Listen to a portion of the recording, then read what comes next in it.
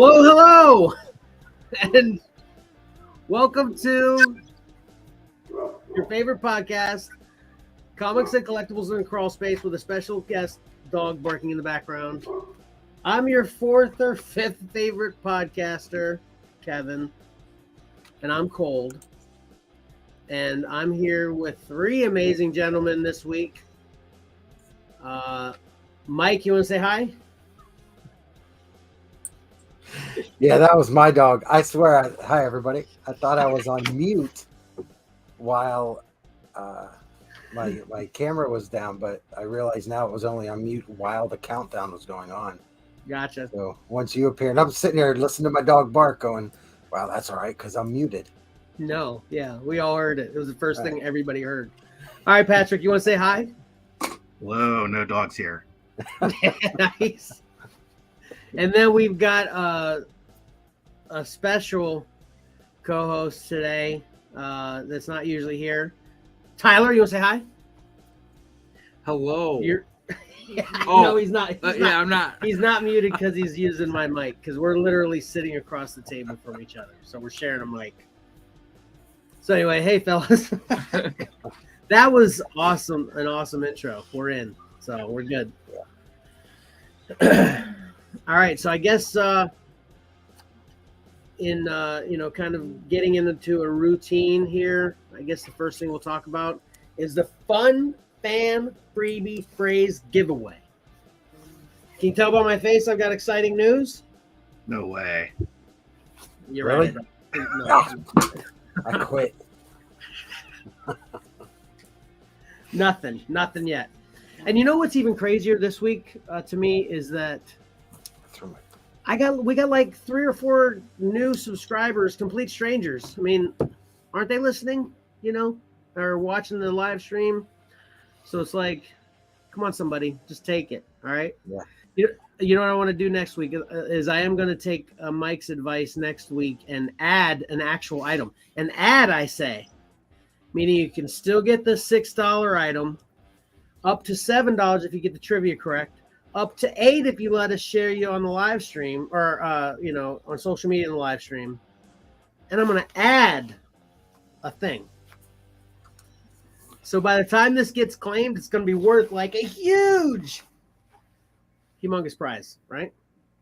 That's my new way to get myself hyped up to continue with this. So that sound good? Yes, come on, everybody. Yep. Yeah. All right, so the first word of the Fan Freebie Phrase giveaway is still sun. So everybody, sun is the first word of the Fan Freebie Phrase. Get details of the second and third word and how the giveaway will work in general at the end of the podcast that is an edited version of this live stream that we post tomorrow, or you can check out last Monday's or the Monday prior to that. It's all the same details. So you can find those details there. It's a little bit long to keep saying every single episode, so I'm going to pass on that this week. So anyway, the next thing I wanted to get into was the poll and question results on the Spotify app. So the poll this week was, what's the most you would ever spend on a statue? So we talked about statues last week. And I had under $50, up to 100, up to 300, up to 600. Sky's the limit if it's good enough. And statues, who buys statues? And I got one vote, and they voted up to $100, whoever that was. So hey, it's a vote. I'm happy. And the poll, the question, the trivia question is still the same. Who appeared at the end of She-Hulk #1? And I think, Mike, you talked about we should change that. So why don't you give the answer to that question first? Go. Who appeared at the end of She-Hulk #1? Jack of Hearts. Jack of Hearts? Okay. Yeah. I didn't even know that. He's on the cover of issue 3. Oh, okay, gotcha. That's why you were saying it is going to be basically spoiled as a trivia question. Gotcha. Yeah. So what's the new trivia question this week? Oh, geez, Louise. Didn't think that far ahead. Yeah, I probably should have mentioned that before the show. Right. But anyway, we'll put up a new trivia question this week, but that's still in the Fan Freebie Phrase giveaway wheelhouse. If you answer the trivia question correctly, it goes from a $6 value to a $7 value. So whatever the new trivia question is, and we'll probably talk about it next week anyway. So. Yeah. All right. Okay, so I got a new awesome graphic here. I just kind of placed this first. You know, we can mess around with the placement of this later. But I wanted to move into my fresh segment, which is Kevin's What Kevin Watched segment. That is a nice graphic. Patrick cooked that up. Yeah, that's awesome. That looks like that one cover. Yeah, exactly. I think that's the point. Hey, somebody's paying attention. Yeah. Oh, I did it again, didn't I, moderator? We got a moderator today, too, except she's beside me today. So, anyway. Okay, so what I watched, I kind of went off again this week. And I guess the first thing I want to talk about, and I know Patrick wants to chime in, and Tyler, and I don't know if Mike, but I'm going to guess Mike maybe didn't watch the new series on Disney Plus, Moon Knight. Did you get a chance to watch Moon Knight, Mike? I watched the first about 15 minutes. Yeah? Yeah. That's impressive. That's good. It is. I mean, it's a start towards positive things. Yeah. I'm not trying to be condescending. You know what I'm saying? So. Yeah. I was liking it, and I didn't want to turn it off, but you know, sometimes I feel like I still live at home as a young child, and I have to go to bed, and it's beyond my control. Yeah. Yeah. Tyler, did you want to chime in next on this? About Moon Knight? Well, look at the screen. You see what's on the screen? Yeah. Yeah. So, we're talking about Moon Knight currently. Oh, I thought You're not supposed to get on TikTok when you're not talking. I was checking on the pizza. See when they get here. I'm starving. I thought it was great build-up episode. Yeah? Yeah. I agree with that. Patrick, did you say you aren't really that familiar with all things Moon Knight, or did you say you have a good... I couldn't remember when I asked you that question once before. Did you have a good backstory on Moon Knight knowledge, or no? Yeah, I'm not a huge Moon Knight fan. I've read him when he's been in team books like the Avengers. Okay. So I know a little bit about him, but I was never a diehard Moon Knight fan. I pretty much know everything now because I just read Volume 7, Number 1. So. That's another segment. 10 minutes ago. Number 1 of Volume 7. Yeah. Yeah, well, you're all caught up. So what do you think of it, Patrick? I thought it was really well done. Based on the little bit of knowledge I do know, I like how they're dealing with his multiple personalities, all of which, I don't think it's a spoiler. I don't think all of them have been shown yet. I think there's still a few more that will appear, but I like how they're switching back and forth, and it looks like it looks promising. I know my whole family liked it, and they were disappointed there was only one episode to watch. So right, yeah, that's kind of how we felt too. Yeah, Tyler and I actually got to watch it together, so yeah, we were thinking it was good as well. I was definitely upset it ended, so that's a good sign for sure. Right. Yeah. That's all good news. Now you know you need to get on top of that as soon as you can, Mike, because it's all good. So. Yep. All right, so I'm gonna go. I'll just naturally go good to bad. So, the next show I watched was Space Force. Has anyone seen? That sounds bad. Oh, Space Force. Okay. It is. Has anyone watched any of this? Tyler told me he did last night. Patrick, have you seen any of it? Chelsea and I watched the first season and both liked it. So what? You liked it? Yep. Uh-oh. Mike? I haven't watched it, but I assumed I would like it because I like Steve Carell. Hey, And I also- am happy. I'm not mad at Pat. I'm happy. because I got things to ask. No, I guess Well- I really don't. I can't really explain why I'm not enjoying this, aside from the fact that it's a comedy. It didn't make me laugh. I guess I don't know. Maybe it's over the top goofy for me. I don't know. What do you think, Tyler? Well, like Uncle Mikey said, I assumed I like it. That's the only reason I picked it up is because Steve Carell was in it. And I don't know. I think the jokes were just kind of weak or too ridiculous to where they're reaching on a lot of it. Well, the thing that I'm actually watching season 2 now. I didn't like season 1, and I'm watching season 2. And I was telling Jesse that the biggest, I guess since I didn't like season 1, the only reason I've given season 2 a chance is just because Steve Carell and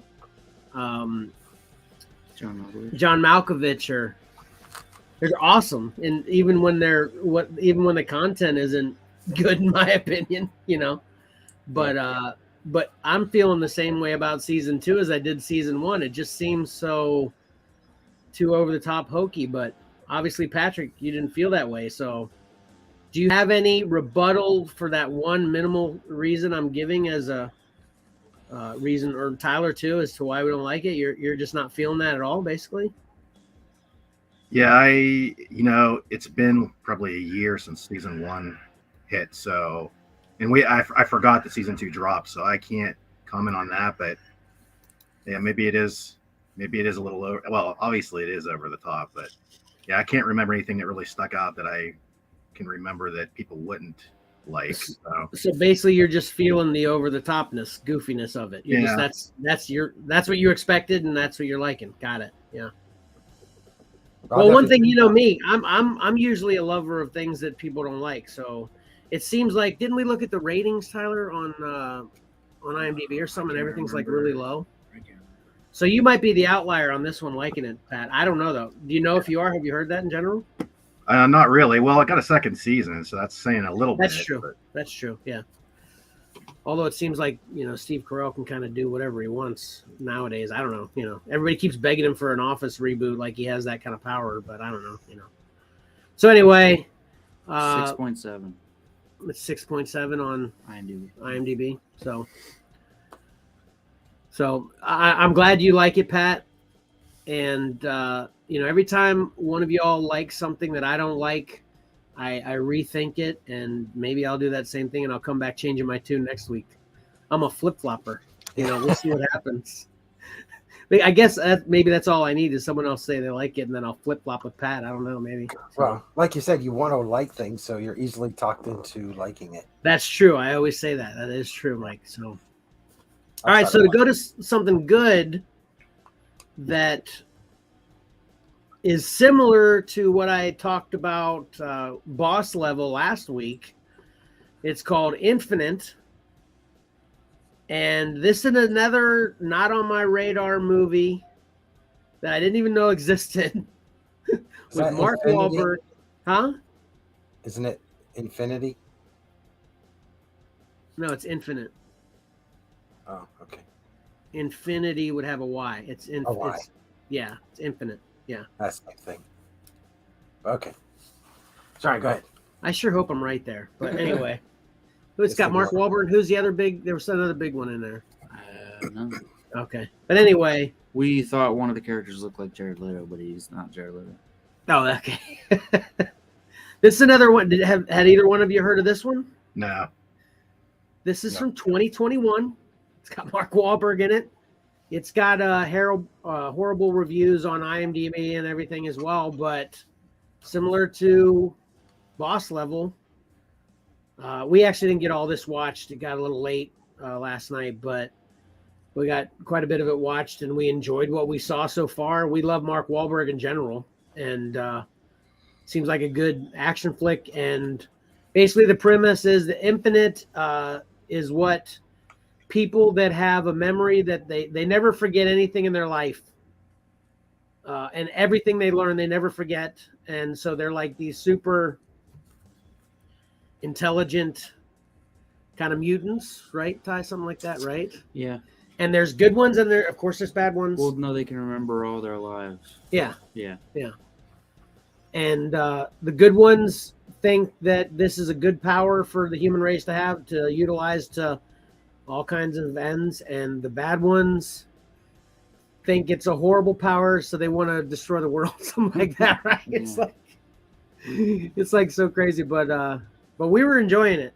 It was good what we saw so far, and I'd never heard of it, so it was another one. I was like, daggum, where do these keep coming from? But we recommend checking that out as well.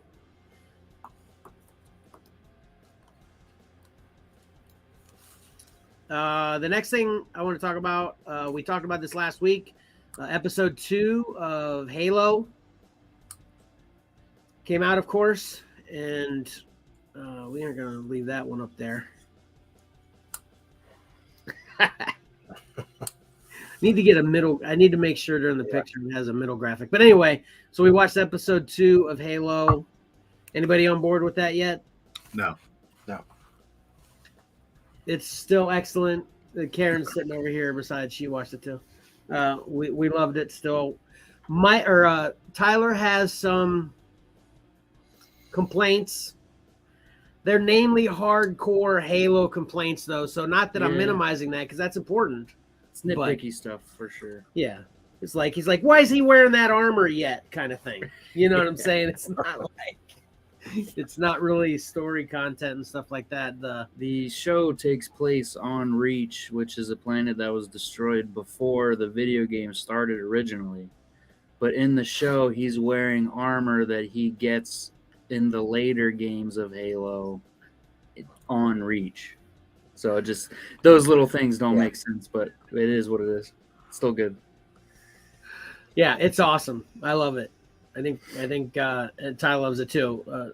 Against his little nitpicky things, he likes it a lot as well, right? Yeah. Yeah, I like it a lot, and just Master Chief's kind of personality is a little different from the games as well. But we're seeing him. We're exposed to his character a lot more than shooting people 90% of the time. So it's probably a little different behind doors like that. So Yeah.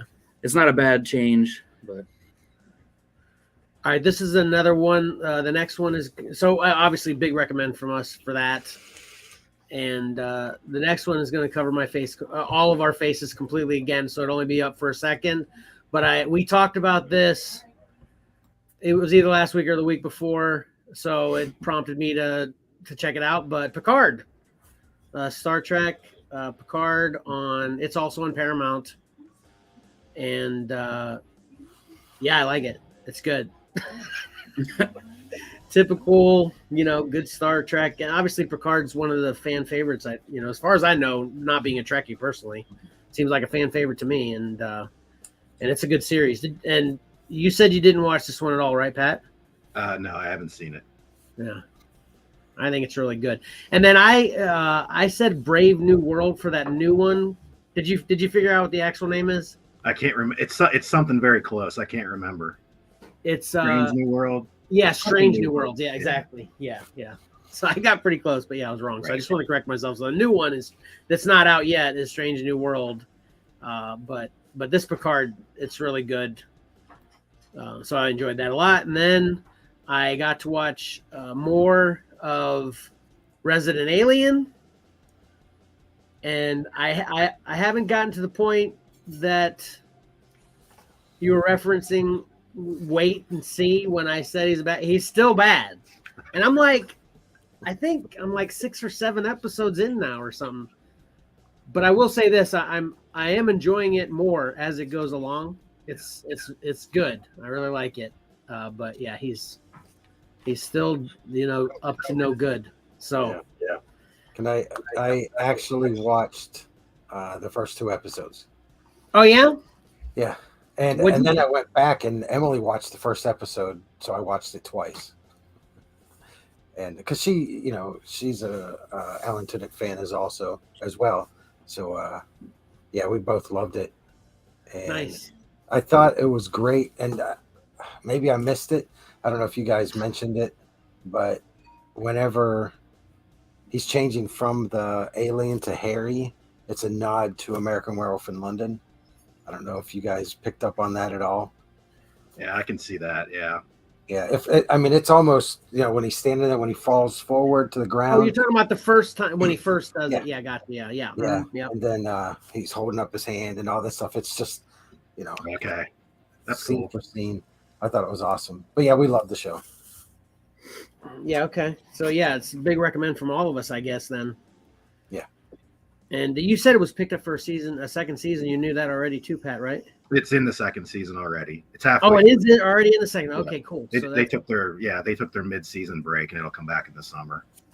Okay, that's awesome. When you're into something, it's nice to have the episodes stay ahead of you.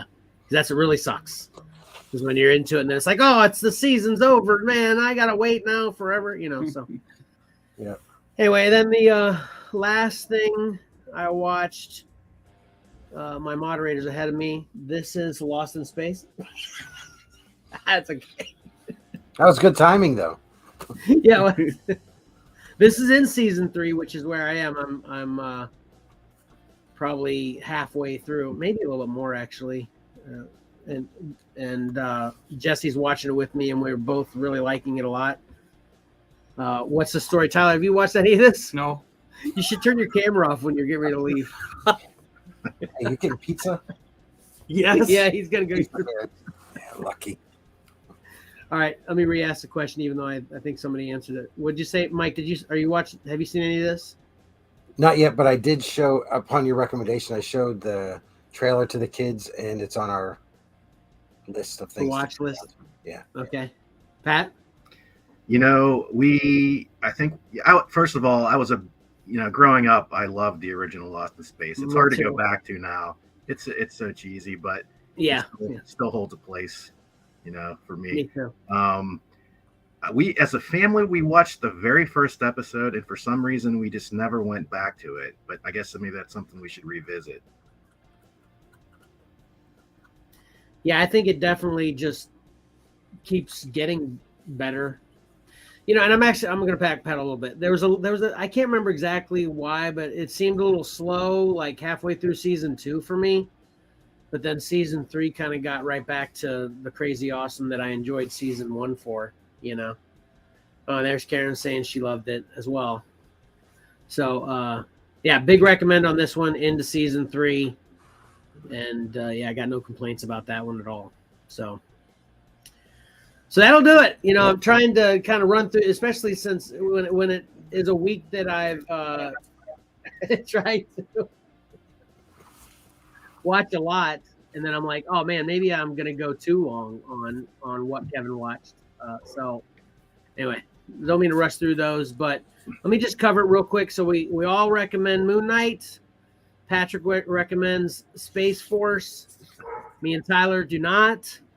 Me and Tyler recommend Infinite. We all recommend Halo. I recommend Picard.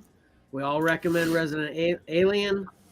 And me and Jesse recommend Lost in Space. And Karen said she loved it too. Yeah. So anyway, that's that.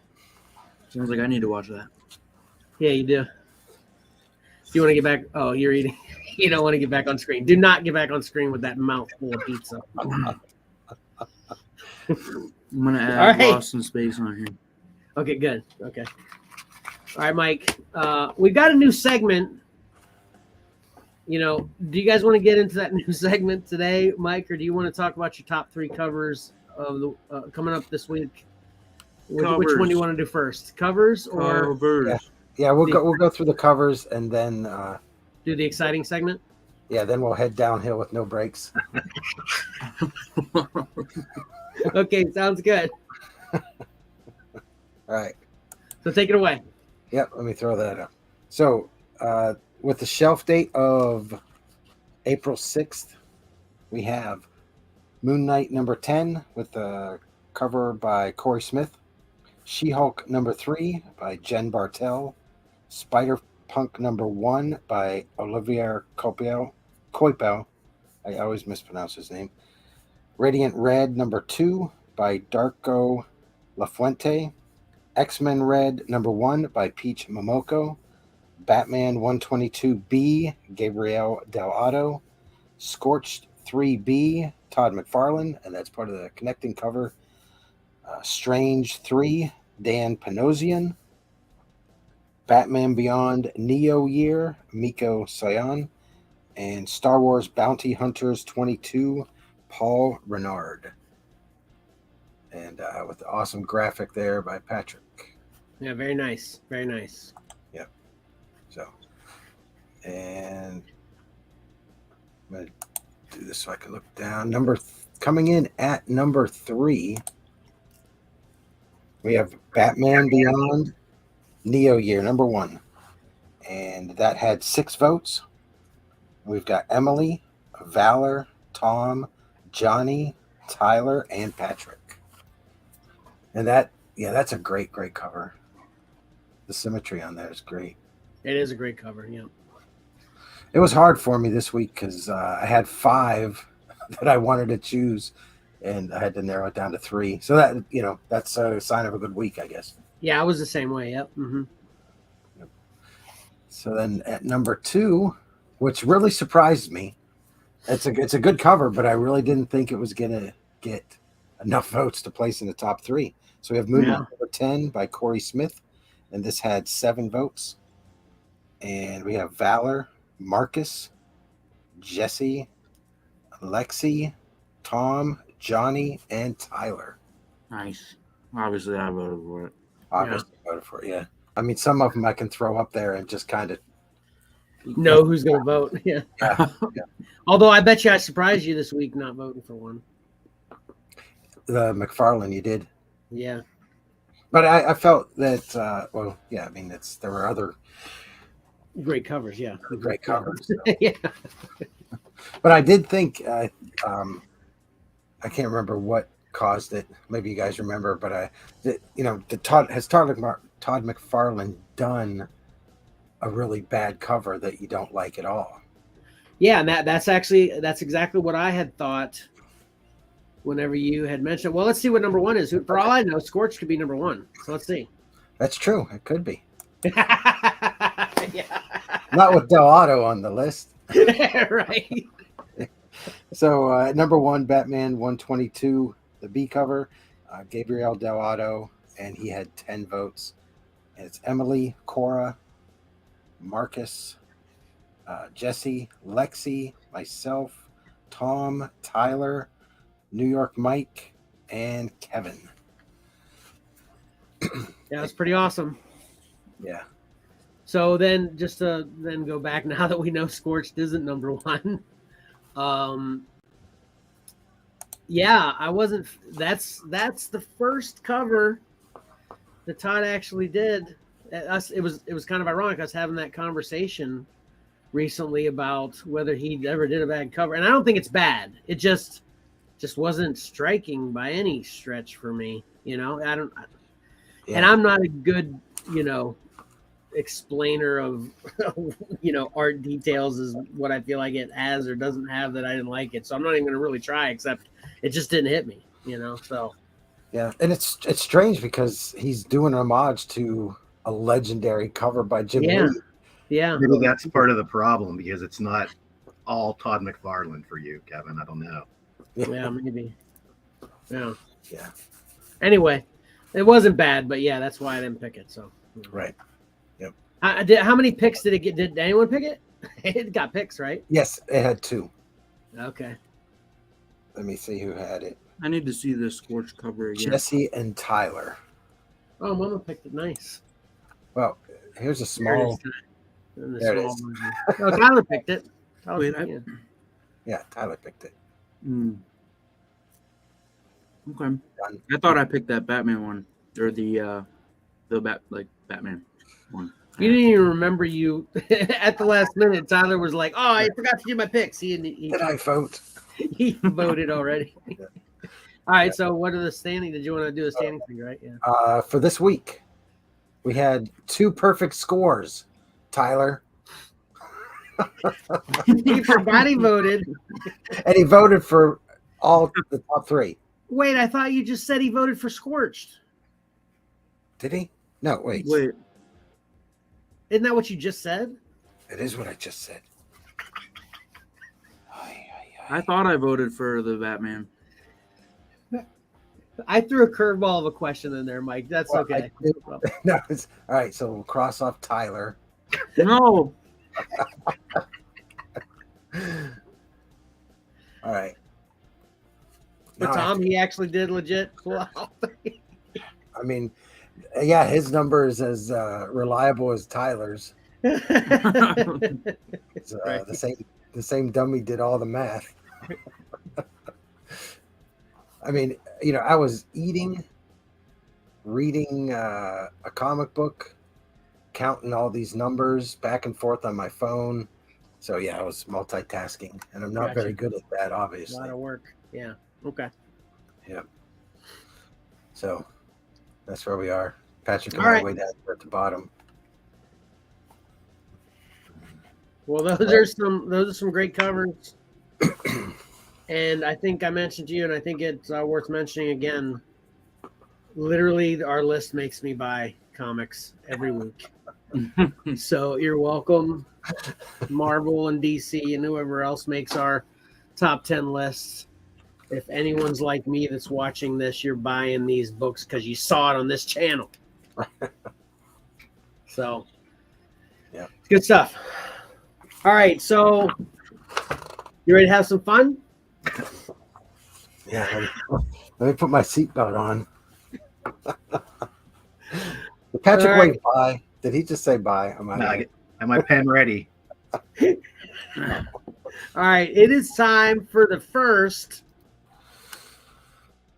You got a deal. Are you for real? segment. Now that Tyler's here too, that's even better that he's actually That is better. watching while we're using him as an intro for You Got a Deal. Are you for real? And Excuse me. Well, his mic is muted. yeah, I was thinking about that too when he was talking. I'm muting my mic while I'm vaping, and then he's talking. I'm like, oh man, no, I just muted him while he was talking. I don't think it happened the time. I'm just kidding. Wow. Missed everything I said. I was just thinking about that's what. But anyway, so in this segment, we are going to give viewers an opportunity to get a great deal. All right, can I see that box real quick, Ken?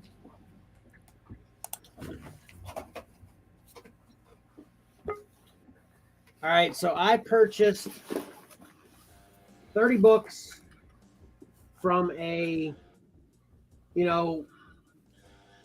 get 30 books for 30 bucks random mystery lot on eBay. And this is going to be your opportunity because, obviously the thing with these is they're really hit or miss. You could, pay 30 bucks for 30 books, and they could be books that should either be in a quarter bin or no one would even want you to give them to them. Or there could be some value in here. Who knows?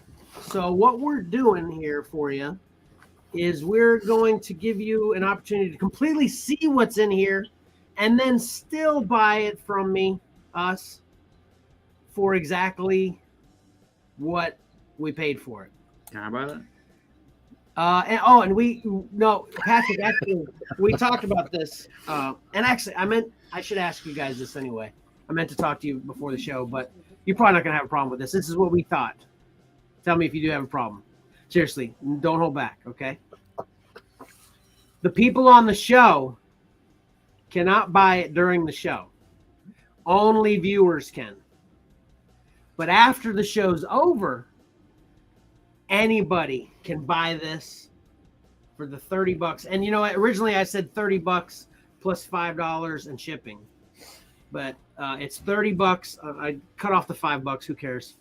It's 30 bucks.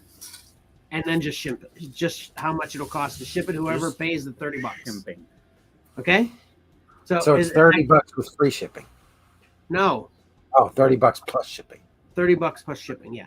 So you're paying for the books, but you got to pay for this. You're paying exactly what I paid for the books, but you got to pay the shipping. Because I'm not shipping to Albuquerque. Yeah, Albuquerque. Okay, for free. I was thinking more like Australia for free. I'm not messing with that. But anyway, anybody can buy this for 30 bucks plus shipping. Is that cool with you guys as far as anybody after the show, but during the show only viewers? Does that work for you guys? Yeah. Yeah. That works. Okay. All right. So what I'm going to do is we're going to add another camera. Do I have to pay shipping if I'm right here across the table? No, you can't buy it during the show. Though. Right after the show. Yeah. All after the show. All right. Yeah. Okay. What's so we the got shipping this cost? close-up camera. Huh? What? It said, "What's the shipping cost for right here?" Probably what a we're gonna slice of do? pizza. What'd you say, Mike? The shipping on it is a slice of pizza across the table. Yeah, slice of pizza. You got to get up and go get me a piece of pizza. Okay. Man, what we're gonna do is no one's seen these yet, so everybody is aware.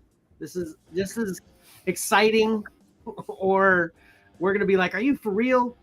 All together at this, we're gonna either think it's a deal or are you for real at the same time together. And Mike and Pat are gonna do their best at keeping track of what eBay says the value of these books are. And we're gonna come up with a total at the end. And like I said, even if we come up with a total of $10,400 because there's a Hulk 181 in here, it's yours for $30. All right, is everybody ready? Yeah, bring it. All right. The first book we have is The Flash 143. That's for you to start off, Patrick. That's pretty good shape too. I've never actually seen that book. I've never been much of a Flash fan, but Flash is always cool. The second book is the Green Lantern Special #1. Looks like it's in pretty good shape too. I should probably get to, if I'm going to do this every week, get to figure out how to grade exactly. So rather than just saying, "Oh, it's pretty good," I can actually give a good description. Then we got Pokemon, the first movie, animation comics, Pikachu's Vacation. And this is the official movie adaptation. And once again, looks pretty good. Basically, I'll just go with the, I've got a cat in my screen. I'll just go with the, it looks pretty good. And I'll tell you if it looks like garbage. Well, now we got an Amazing Spider-Man #364. This looks pretty good too. There are quite a few spine ticks with color break in there. I want that Pokemon. You can't just buy one book. Well, you can buy one book once we list it if it survives the week. That's the other part of this too, is once it survives the week, we're going to just start listing it. If no one decides to take it, we'll start listing it separately. Then we got like kind of oversized prestige format Telos, The Maiden Voyage. Never heard of it. I like the art though. It looks pretty decent from what I can tell. All right, then we've got Wally Wood's Thunder Agents by Deluxe Comics. This is #2, and this looks like this looks like something I'd probably pass on. I wouldn't buy it off the shelf, but the condition is good. I've just never heard of this or seen it at all. The next one, oh man, this is right up my alley. This is Prophet #2.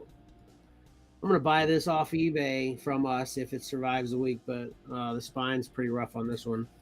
But cover's cool, early image.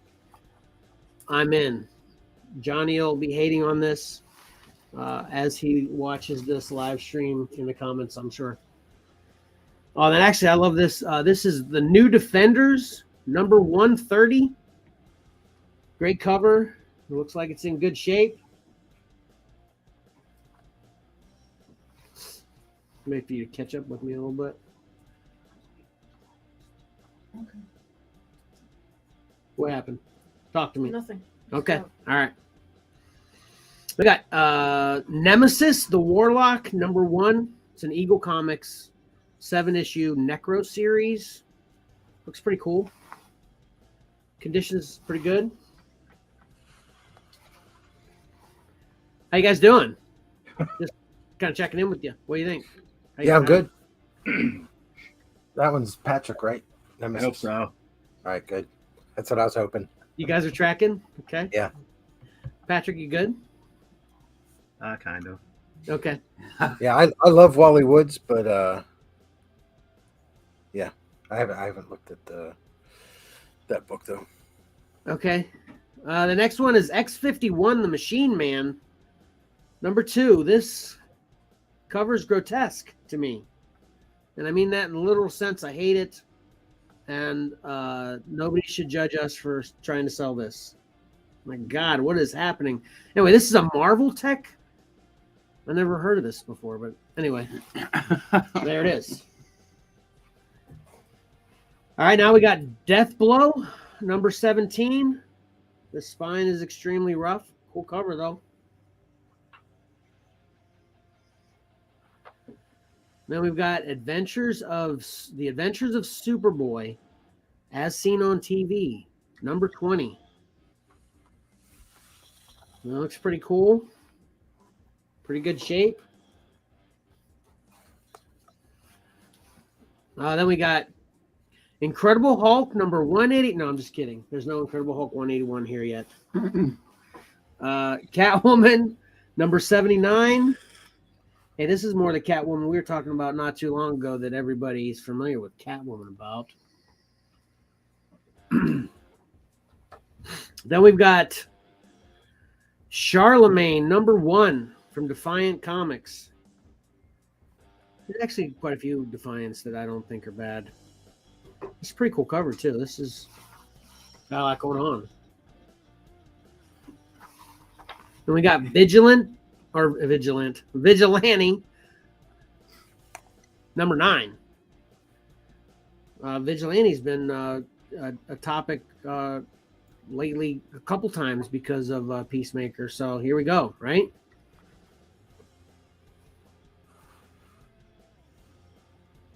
Oh, nice. We've got Daredevil, number 191. The spine's pretty rough. But this cover's great, and this is from 82. So this one's probably going to be mine or Mike's if it survives the week. Then we've got Kill Raven, number 1 of 6.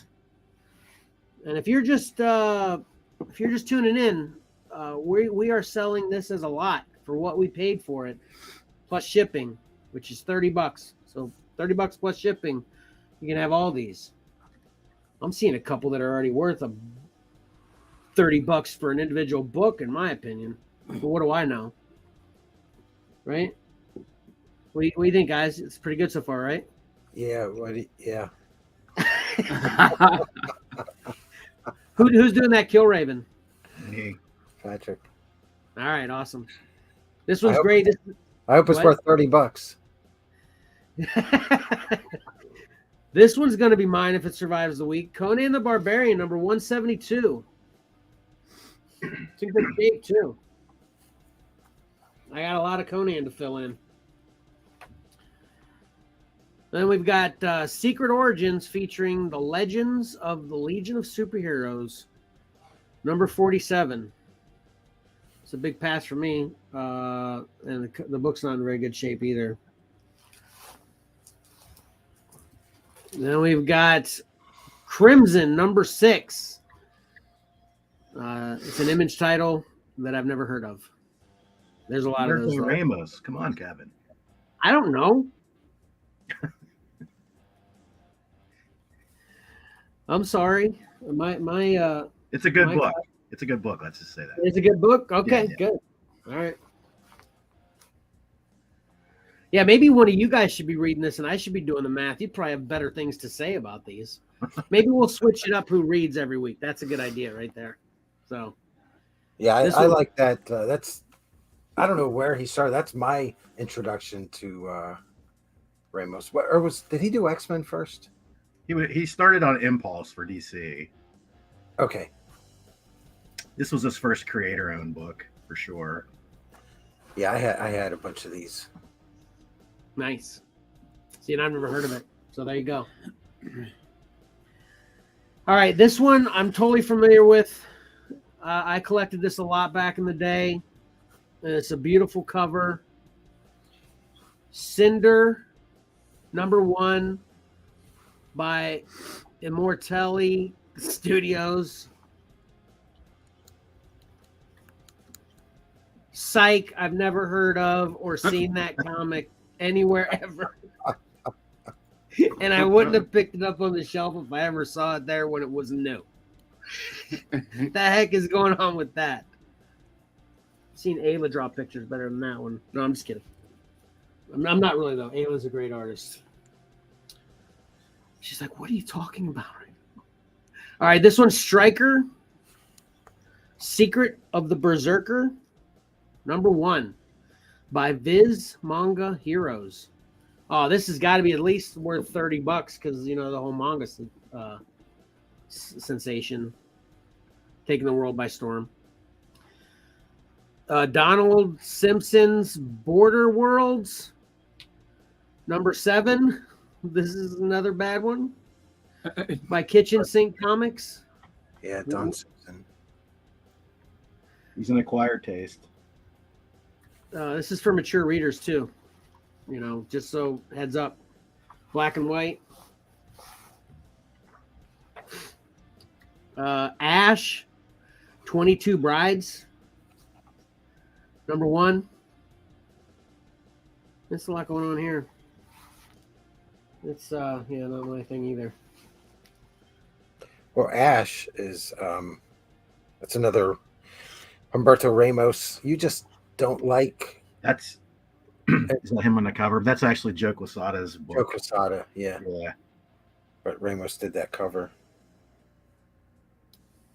All right, you guys have proven it twice. You know, when we take turns, I might just be the math guy forever, and you guys are going to be on this. But anyway, Martian Manhunter #6.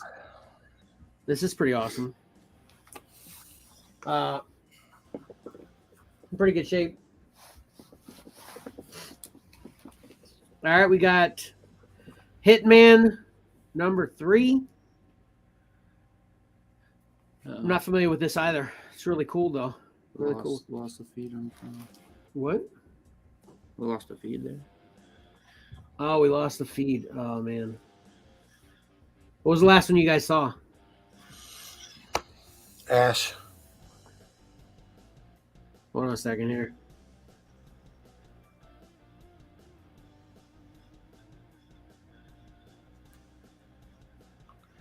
Pausing this real quick. Like I said, no breaks. It's awesome. Hey,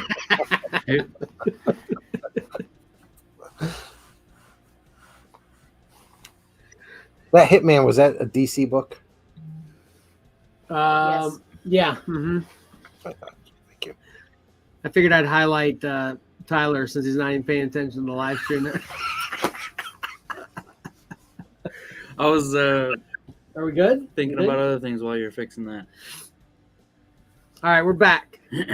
Is that the last one you guys saw? Are we on track? Yeah, I was waiting to see that one. Okay, now we still got to show Hitman, right? And that's where we are. Correct. All right. Where's Hitman? I love this book. I mean, seriously, there's going to be quite a few of these that are going to be mine if they make it to the end of the week. Well, this is Kiss Psycho Circus #15. This is in great shape, too. It's awesome.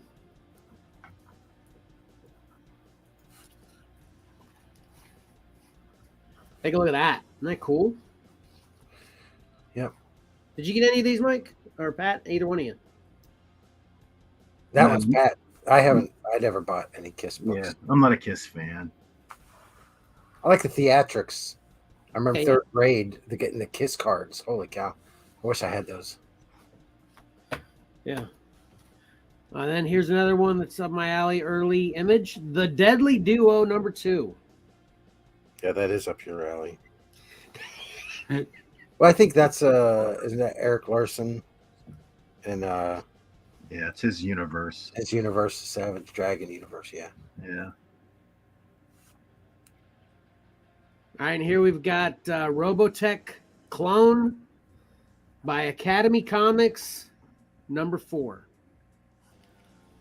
And the book's in pretty rough shape, and it's nothing that I'd go for. So I think we're in our final book here. So this is pretty good. But it is an image book I'm not familiar with. I'm not really caring for the cover on this one. But Phantom Force, number 2. It's Jack Kirby stuff. Really? Well, I don't know. I don't think it's his work. I think that was another Jack Kirby line or something. I never got those. Yeah, I'm in the same boat, Mike. All right. Yeah, it's like McFarlane and those guys all doing some Jack Kirby stuff. So how'd you guys do? Oh, well, I'm not. Come on now, Kevin. Okay, sorry. Okay. Bill. Okay, yeah. Hey, So anyway, just a reminder, this you can get all of those books for what we paid, which is $30 plus shipping. Now, what we're doing here is going to calculate what eBay says these books are worth. And I'm guessing we're probably going to get at least an $80, $90 value here. And we'll still sell it to you for $30 plus shipping. Are either one of you ready for your half? Yeah, I'm ready. All right, Mike, what you got? Well, you saw my math on Tyler getting, Yes, so hopefully it's better, right? I'm at 52. You're at $52? Yeah. Nice. So Steal. already we've got half of the 30 books. eBay says they're worth $52. Now I want to and just to ask the specific details so no one feels deceived here, Mike. Mhm. Is that $52? Were you able to have enough time to look in the sold or just listed? Those were sold prices. Those are the sold prices, $52. The most recent sold. For That's half. most But I track. didn't calculate any shipping on any of those individual Correct. books. Me, same here. Just the book. Yeah, of course. Yeah, you're just going with what the books are. Yeah, without the shipping. Yeah. Yeah. Patrick, what you got? Keep in mind that there was a few I couldn't find, so I just dollar comics. Okay. So I came out to 37. So 52 and 37, $89. I nailed it. I nailed it. I am the genius of the group. Just good at math. 89. Here's 80. Were you able to do the ones that were actually sold too, Pat? Yeah, that's the way I was doing it. Let me. Okay, yeah. I I'm didn't gonna know say- if that was. Sorry. I'll say one thing, and Okay. maybe somebody could do some further research. But Okay. you gotta watch out for that Pokemon one. There's some things were going all over the place, and I think there's different printings, so that could potentially be a higher value book. Thank you, Exceller. I appreciate that. All right, so Kevin confirmed to be the smartest by Kevin. Patrick, Kevin. let me ask you a question about what you just said. So are you saying you went with the low figure of what you found, that it could be more, or you're saying it could be lower than what you found? It could be higher than what I found. So you went with the lower figure? Yeah, Okay, that's a safe bet. That's what I want to do here. right. So we got close to $90. It can be yours. I mean, if you're watching right now, you comment right now, I'll take them. I'll ship you these books for $30 plus shipping. And you've got until we're gonna have the cutoff to buy this lot for this coming Saturday, right? That's what we decided, right? Yeah. So, and let's give it time. So, what time you want to pick to kind of start doing your calculating for what we're going to list on eBay next week, Mike? Just pick a time. What do you think? Noon? At noon. Noon Saturday? Yeah, Eastern. Okay, noon Eastern Standard Time. Saturday, which is the 9th, I believe, of April. Yep. If you obviously comment on this live stream that those books we just showed can be yours for $30 plus shipping. But if you're watching this after the fact when it's not a live stream, or if you're listening to the podcast, you can definitely send us a message. I will post on our various social media as well and on the website when it is sold, so I don't keep getting messages forever. Hopefully everybody tracks that. But once it's sold, I'll let everybody know in all the miscellaneous ways. But if you don't see it sold and you're listening to this, send me a message. And that can be through, Facebook or Instagram, YouTube, doesn't matter. As long as I get the message, go to Exceller.com. As long as I get the message, you want to buy this, it's yours, and then it's gone. But if it doesn't sell before Saturday at noon, then Mike will do the amazing things he does and put lots together, and we'll list it like we do all the other books in the Exceller collection. So, did I forget anything? I don't think so. Pat? No? Pat? No? Mm. Tyler, did I forget anything? No. Well, that was awesome. That was good. I was optimistic that wouldn't be a train wreck, and it seemed a little scary. But with our team of top-notch behind-the-scenes people here, that was awesome. Nice Give yourself job. a round of applause. Yeah. Nice. I'm thoroughly impressed. Pat, you got a tough act to follow on that one, buddy. No, it would be a lot easier if they wouldn't renumber comics all the time. Yeah. Right. So, okay. Man, that was great. So, Pat, like I said, sorry to put you on the spot to follow such a great act, but it is time for Pat's Collectibles on the Horizon. Are you ready, Pat? Am I ready? Yeah. Here's the thing. Okay. I'm looking out to the horizon. I see nothing this week. Oh, really? Yeah, because honestly, full disclosure, I was not planning to be on the show, so I did not prepare. Oh, that's right. Oh, yeah. That's totally legit. That he is just not making excuses.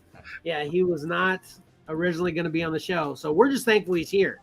Even if we don't have a Collectibles on the Horizon, we're just thankful he's here, so that's totally fine. I don't want you to not come because you're going to be like, oh, I didn't have my Collectibles on the Horizon ready. So that's totally cool. And I didn't note anything in particular on the Horizon as well, so I can't really chime in on that at all. How about you, Tyler? You're kind of a toy guy.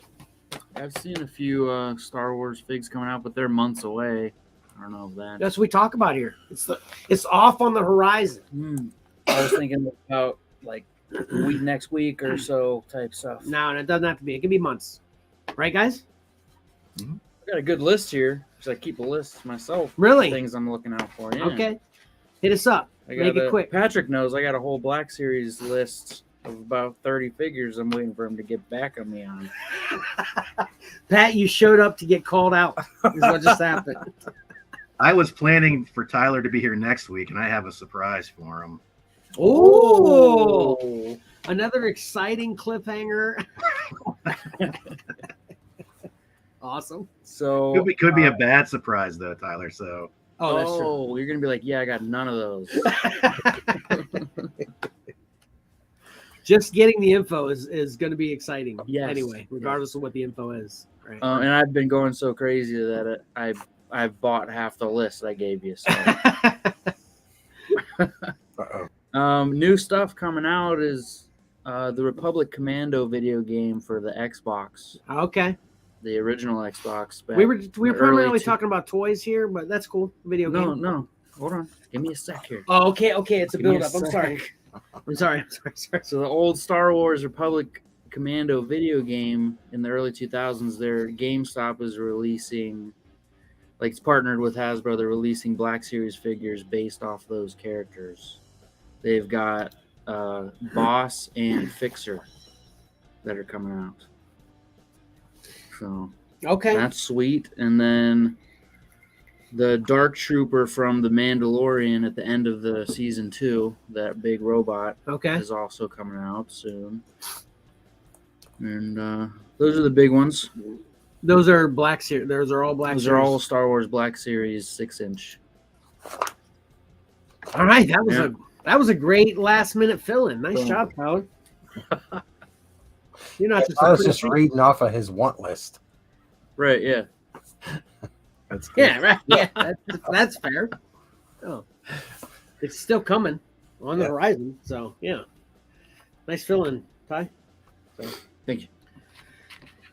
All right.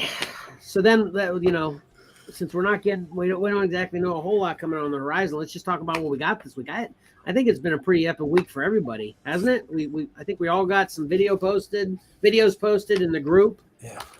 That not everyone's privy to, but we can kind of share here to show the cool stuff we got. So, Mike, you want to start this week? Yeah. There we go. I picked this up solely for the not to be sold stamp. This is Doctor Strange number 50. And I love stamps on covers. Especially. So, what do you think the deal there, Mike? Why would that be marked not to be sold? I don't think it was. I don't know. Maybe it was for a doctor's office. I don't know. Okay. But I was breaking the law right there. As I was buying it, I thought to myself, I was hearing Judas Priest in my head, breaking the law. But then, Of course, yeah. Then I realized it wasn't really Judas Priest; it was Beavis and Butthead. Yeah. That's exactly how when you shared that, that's exactly how I lived that moment as well. Yeah. But I thought it was funny. They were selling it and I was buying it. But I nice stamps. So, but in all seriousness, I did get that, and that was the reason why. But this is my epic pickup. The Dave Mcclaney, Todd McFarlane, Amazing Spider-Man Omnibus. And this is fantastic. I can't wait to read it. I think this is the interior page. It's my favorite period of Spider-Man. And it's Mcclaney and McFarlane together. I just really loved that period. I agree. So those are my pickups. Okay. So I'll go next.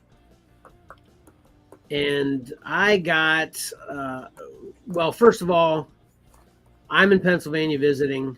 I'm not actually in Exceller right now, although the background is deceiving that everybody thinks I'm in Virginia at Exceller. That's I'm actually movie magic. Yeah. Huh? Movie magic. Yeah. So Tyler, every time I come up here, Tyler takes me to quote unquote his store. Although Patrick listed it on Exceller Comics first. So I don't know. You guys can duke it out on that. I don't know. But New Dimension. Huh? I was just visiting. It's not okay. So you'll give it to him? Yeah. Gotcha. So Tyler's local comic book store, New Dimension Comics, the Waterfront, took me there. So I figured, while I was there, I'd pick up my working on filling in my Star Wars run some more. So I got 4 gap fillers. And I'm getting real close on that. I think I'm down to about 12 or 13. Oh, what are you doing? Good show. Me and my lovely wife are competing a little bit on this, and it's my fault. She's completely right. Everything you see something wrong happen, it's all me. I just need to relax. Okay. Okay. I guess that she has stuff on, but anyway,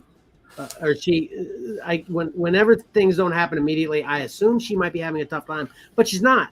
And then I start to do things and we get Resident Alien on the screen just randomly out of nowhere. So the next thing I got is mouse.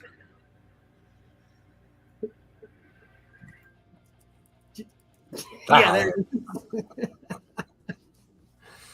And I got this for Mike. Thank you. I was gonna say I'll buy it. Yeah, Take it. volume Until after 2. the show. Yeah. The volume 2 of my mouse, and then I got the new heavy metal too, which I don't have a graphic for. I didn't get that one put in here, and I got a new carrying case. We were talking about the hard carrying cases that are good to go out and pick up comic books. So I picked up another one while I'm here, and that's about all I got. It was pretty good though. Yeah. I got some gifts while I was here, which always happens when I come to PA too. My sister got me a Wolverine themed short box and a Conan the Barbarian themed short box. So they're pretty cool. And that's about it, I do believe. So it's been a good week for me. What? No, I didn't get any Fungos. Everybody else got Fungos. Fungo Pops. So Patrick, what'd you get this week? I think I could talk about the two things that you guys probably already have seen on the Exceller group. Was the Wolverine. My Wolverine figure came in from Amazon. The last one I needed from that wave. There he is. But unfortunately, he was much better than the ones I had previously talked to you guys about, with the folded cards and everything like that. Except Wolverine had a little mystery stain right in his claws area there, and I did try to get that off. I was partially successful. I don't know, but I'll probably stick with them. Still waiting for my other ones to come, the replacements to come, and I ordered another Venom because Venom was out of stock when I tried to get my replacement. So just today I saw he's not back in stock, but he was able to be ordered through Amazon. So I ordered another one because I'm a sucker for punishment, I guess, from Amazon. I think I would have learned my lesson by now. The other thing I came in yesterday was Marvel 2-in-1 number 1. I'm very close to finally completing my Marvel 2-in-1 run. It's kind of surprising I didn't have number 1. I even have, the Marvel features that 11 and 12 that sort of 2-in-1 spun out of before it got its own book. But this was a Macari purchase. And this goes to show, this is nothing I have to tell, you guys for selling through Exceller. And Mike even commented on my post that, you got to have good pictures because, that's what everyone's looking at, and that's how you make your sales. And I can throw up the pictures that they had up on Macari. You can see, probably can't, it's kind of hard to tell. You can see like sort of down towards the bottom of the cover. It just looks terrible. Looks all washed out. It's got that, what I talked about, that moire pattern and this comes from, Kevin, we talked about how the dots make up the coloring in comic books. Yeah. When an image is scanned or whatever, and it sees repeating the pattern of dots, that's where that pattern comes from, and it makes everything. Okay. And this was the other crazy pick, upside down and all. Oh my god! Really, it's not a great idea how to sell your book there, but yeah. It did give me an idea, kind of what the spine looked like, and it gave me a better color image of, what the front and back cover looked like. So, and it was $19 for shipping, and I had some credits, so I went for it, and I think I made out because it's probably worth around $40-$50 maybe ungraded raw. So, yeah, I was happy. Good, nice. Yeah. Well, that was it. Yeah, that was it. Tyler, we didn't really come up with any pictures of what you got this week. But I have it all here. Remember, it's under his desk. Remember, Tyler officially moved. Yeah. Oh. He no longer lives Oh, okay. at that desk. All right. I'm not facing that wall now. I'm visiting, so I'm facing this way at the dinner table. Yeah. All right, so he's gonna actually show what he. Yeah, literally. I got my pictures right here in real life. All right, cool. Yeah. I before I checked out my comics, I saw the what was it, a 1 in 100 or 50 variant cover of Batman Beyond the White Knight. 1 in 100, yeah. And it was an all-white cover, but since I saw it, I went back to the new releases, so I got the regular one. Thought it was sick. That's a great cover. Sean Gordon Murphy actually posted that. I can't remember what the mix-up was, but a lot of the East Coast didn't get the A cover. Is this the A cover? That is the A cover. There's only 2 left. Got lucky. Yep, good cover. And then I got, I ran across it. I discovered the Apex Legends series, a video game I play. That it's been out for a few months, but this is number 4 of 4. And then I picked up, and I accidentally bought 2 of 4 a while ago, so I'm going to give him that one too. So in essence, pick that. I got to track up the other ones. Yeah, Mark was getting that series. Oh yeah? Yeah. Did he read it? Did he happen to get a chance to read it? No. Okay. Go ahead, Tyler. Sorry. I got Han Solo and Chewbacca 1. Nice. It's nice. Interesting cover. I don't exactly know how I feel about it, but it's pretty. I like the sketchiness, the water paint. And then I was going to tell you about this earlier, Uncle Mikey, when you posted on Facebook talking about Lethal Protector. If I had gotten it, I just said, yes, obviously I did, because I didn't want to be embarrassed that I wasn't the first one to get a new Venom that just came out. So I lied, but I picked them up yesterday, and I got the A and B. Yep. Yeah, let me see the B. Pretty cool. Yeah. Got the tongue going on though. Yeah, got that tongue. Can't help themselves, can they? And then that's all I got yesterday. I actually got 2 figures yesterday too. I got Cara Dune from the Mandalorian's Black Series figure, and then I picked up a Gandalf Lord of the Rings figure. You don't have those they're at home? at the apartment. Yeah. Okay. They're really cool. Yeah. Personally. That's it. All right. It looks like we all had a good week. Yep. I wanted to bring up real quick before I forget, as usual. In the last weeks, if you listened to the midweek crawl through, we talked about a game, Pirates, collectibles or constructible card game. Did you guys get a chance to listen to that yet? Yes. So here's some pictures of that real quick. I literally just, rather than share any pictures online or anything, I just took pictures of my own. This is what we were actually playing with while we were there. Just got like 3 or 4 of the ships and miscellaneous sizes, and then some islands. I probably should have had something else in there beside my mic to give you an idea of the size. Those are the gold coins with at the bottom there that you flip over. More of the same here, a little bit closer. But those ships look really cool. I love them. Don't they look cool? For what they are, I'd say so. Yeah. Yeah.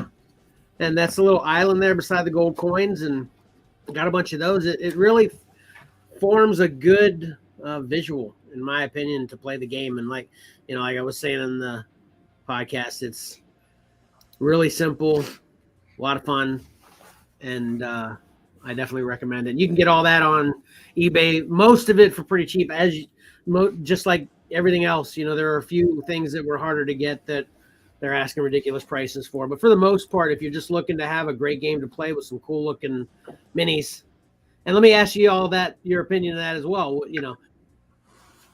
I would think true gamers wouldn't maybe refer to those as minis, but they're classified as minis, right? I'd say so. Yeah. Yeah. Yeah, they're mini. Yeah, they're miniature, right? Miniatures.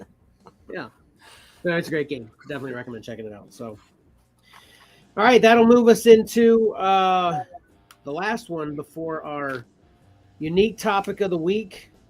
I'd imagine this might last 10 or 15 minutes. Yeah, I'll let our guests know. Okay. What comics we read this week? Can I go first this week?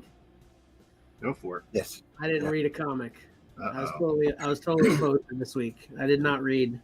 I'm ashamed.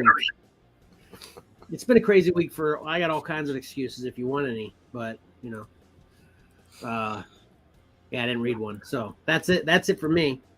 And especially since it's our first Get It or Forget It comic book review of this. It's an epic fail. Now I'm disappointed. I especially feel ashamed because it's the first Get It or Forget It. I need to change that on my note card too, because I read it as comics we read. But it's Get It or Forget It. That's the new segment. Right. So, Mike, why don't you go first on this one and show everybody how it's done? Okay.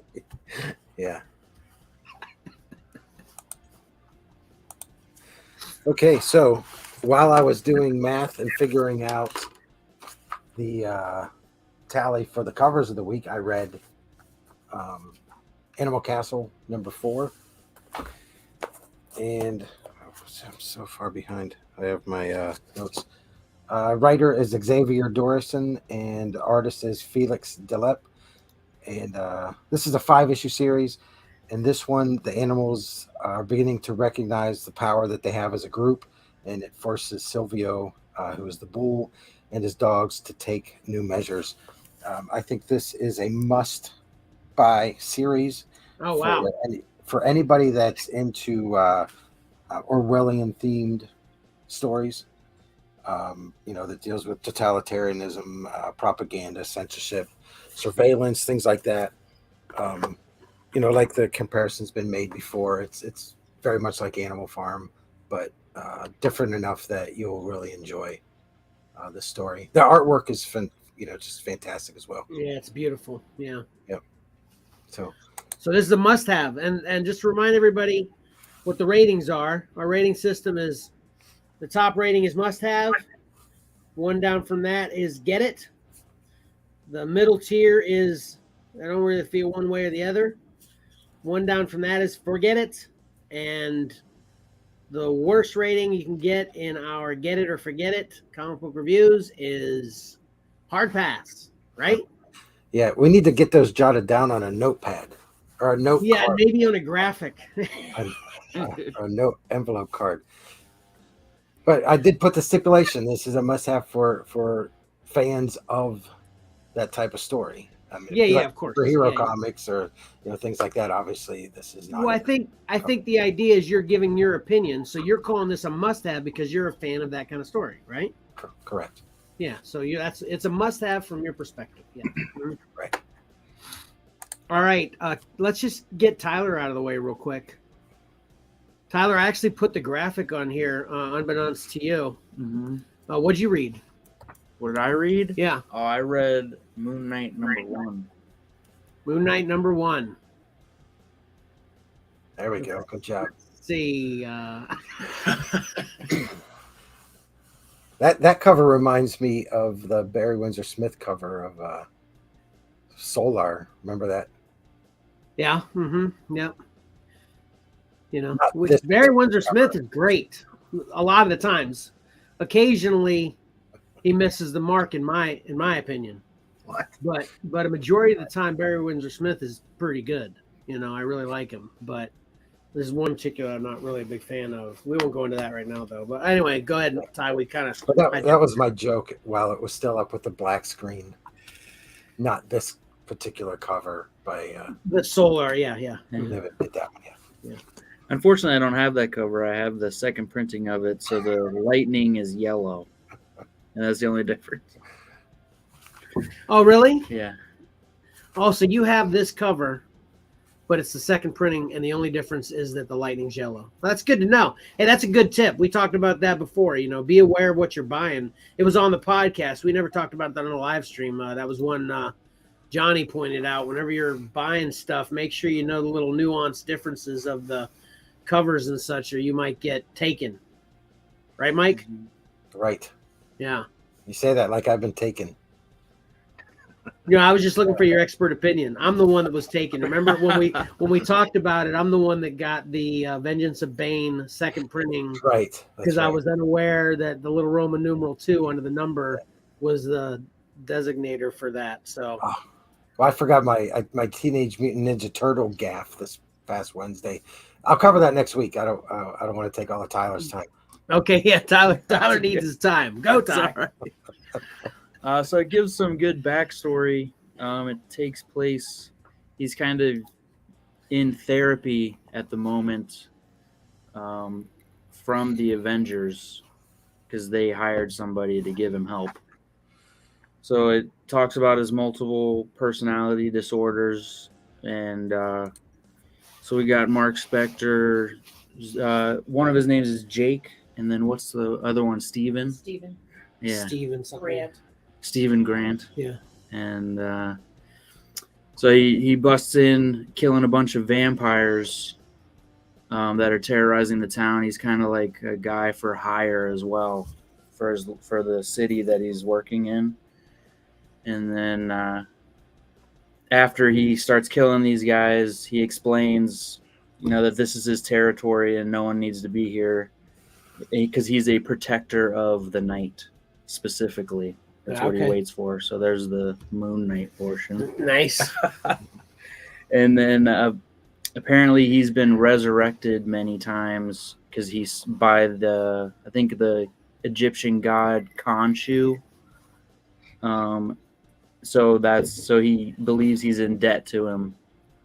And so that's all he does is basically do Khonshu's bidding. Okay. Yep. And then he runs into another guy that also believes he's a server of Khonshu, but Moon Knight claims that no one's above me, so you answer to me. But Khonshu claims there's only one person he answers to, and it's not Moon Knight.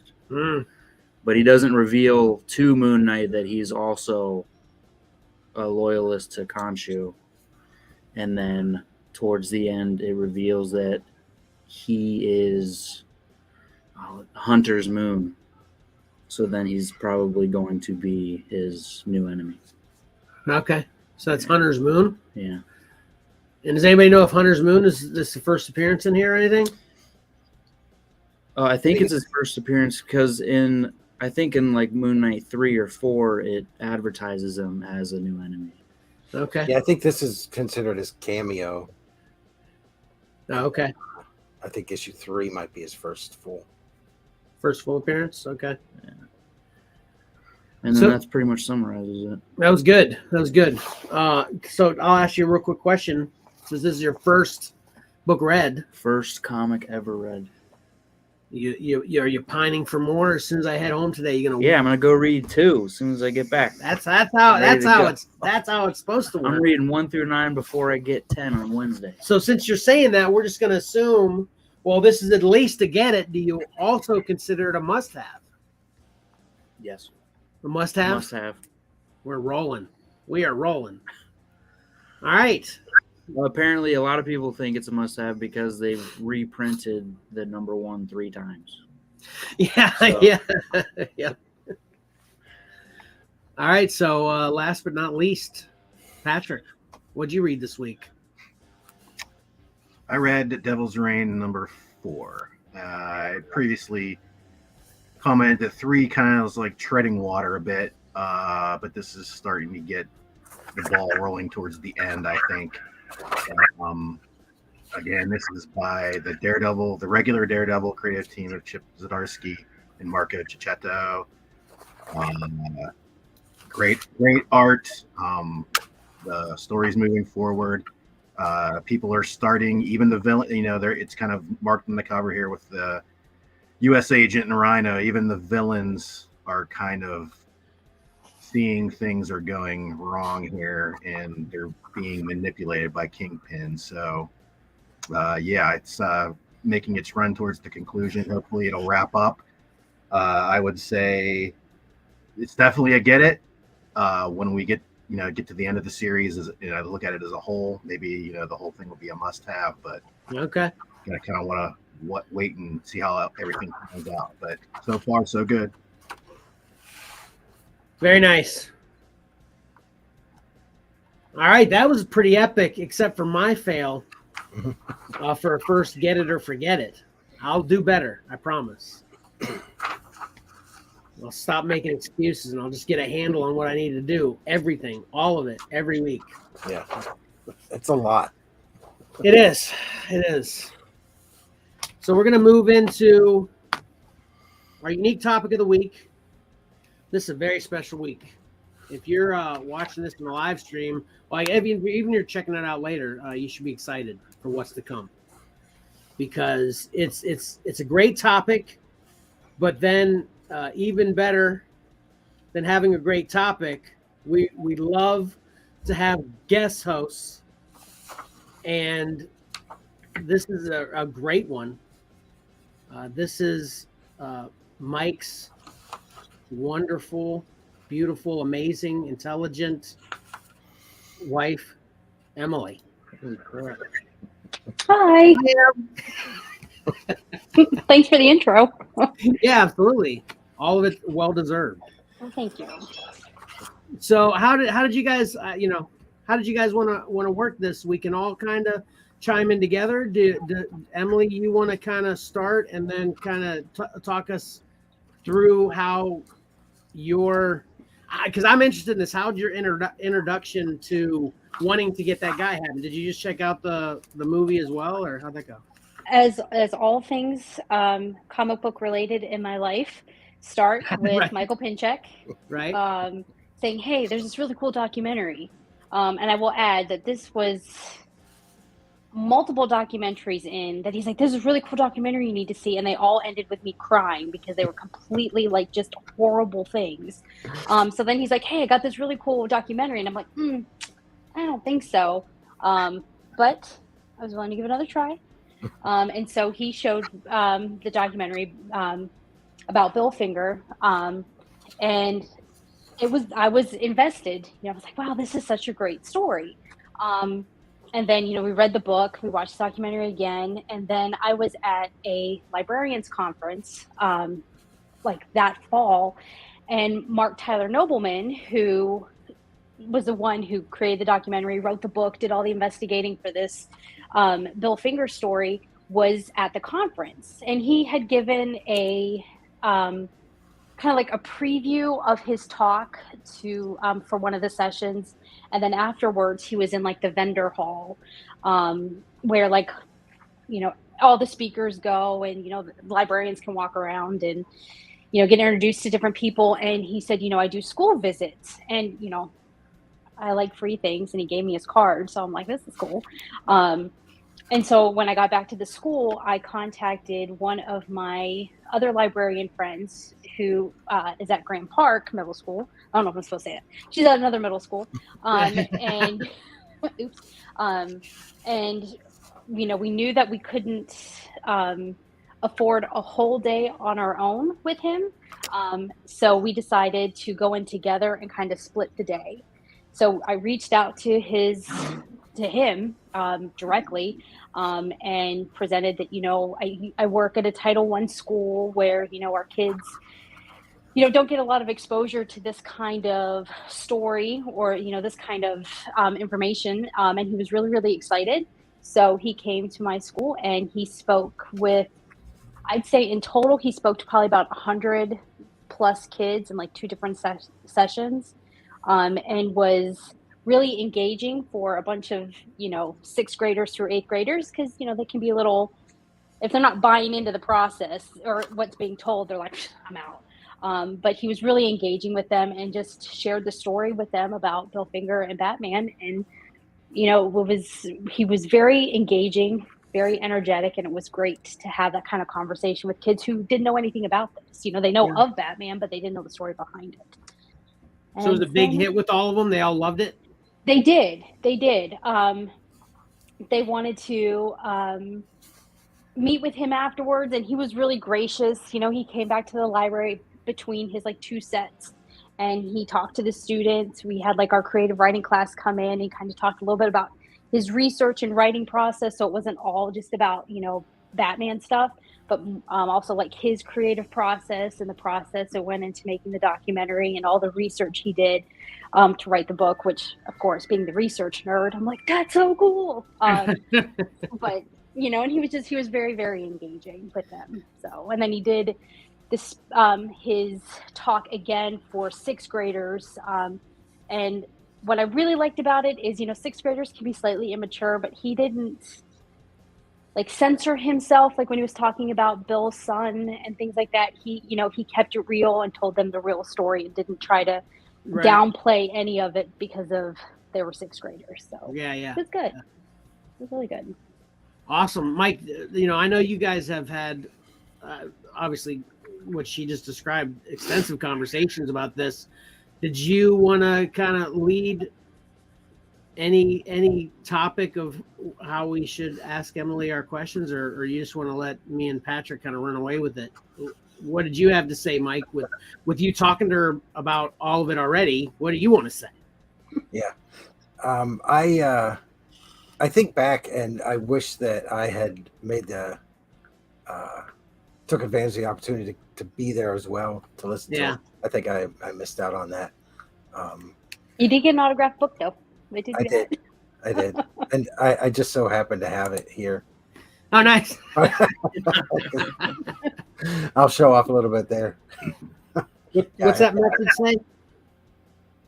Oh, it just says his name, Marcus. Yeah. Okay. Yeah, it says to Michael and then Mark Tyler Nobleman, 2017. Okay, nice. He's kind of got in a bat signal kind of.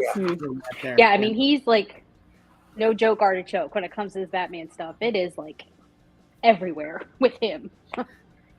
Yeah, he took, I don't know how long the documentary took, plus the book.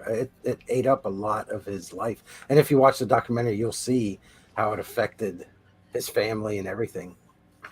Yeah, he covered a bit of that in there. Yeah. So I you know, me and Patrick talked last week kind of prematurely. So just to bring it up now, I shouldn't say I was extremely pleasantly surprised at how good this was. And we were kind of saying you undersold it, Mike. And, you know, I joke about it. You should have been more pushy, but I guess the undersell part is, you know, that this was just way better than just a good documentary to enjoy. You know, I thought it was amazing how much of his heart and soul he put into this. I felt like obviously the big chunk of the story being about, you know, Batman and Bill Finger, but then his passion and like you were just saying, how it affected his life. That's an amazing part of the story in itself as well. You know, I thought it was really interesting.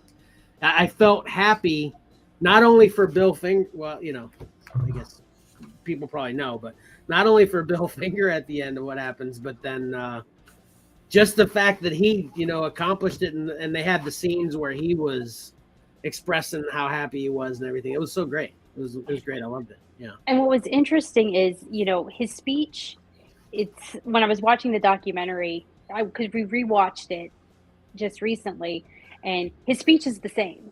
You know, it's the same slides, same cadence, all of it, but he still has the passion for it.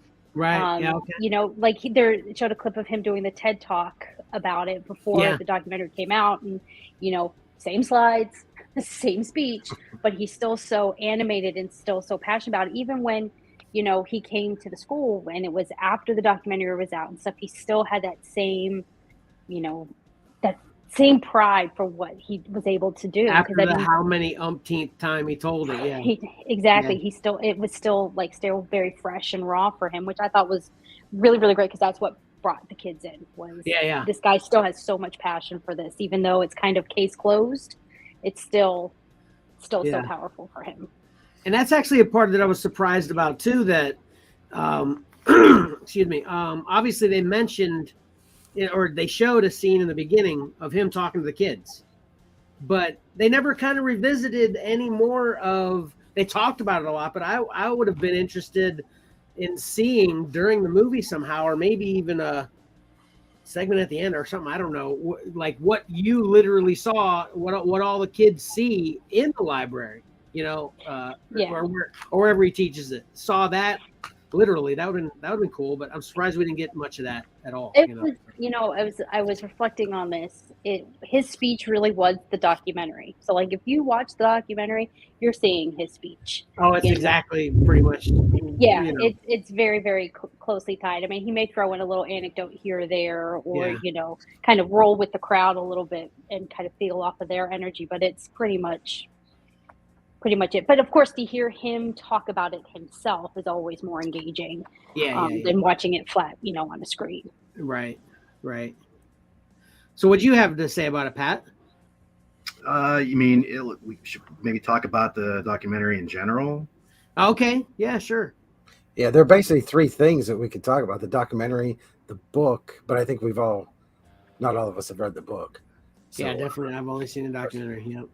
Yeah, so we'll just. Yeah. I aspire to be a reader, but I fail regularly. I failed this week. The librarian is very disappointed. I'm sorry about it. Of course, I had to fail the worst when you're here. Yeah. So, yeah, I'm triply embarrassed.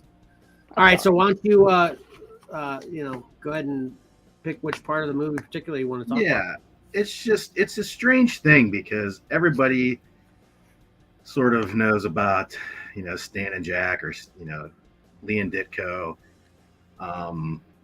because that stuff was documented right there in the book. There's kind of was no arguing it, but it's just funny that, DC knew this. It's something that DC knew, yet they chose to ignore it for so many years, until they're forced to do something.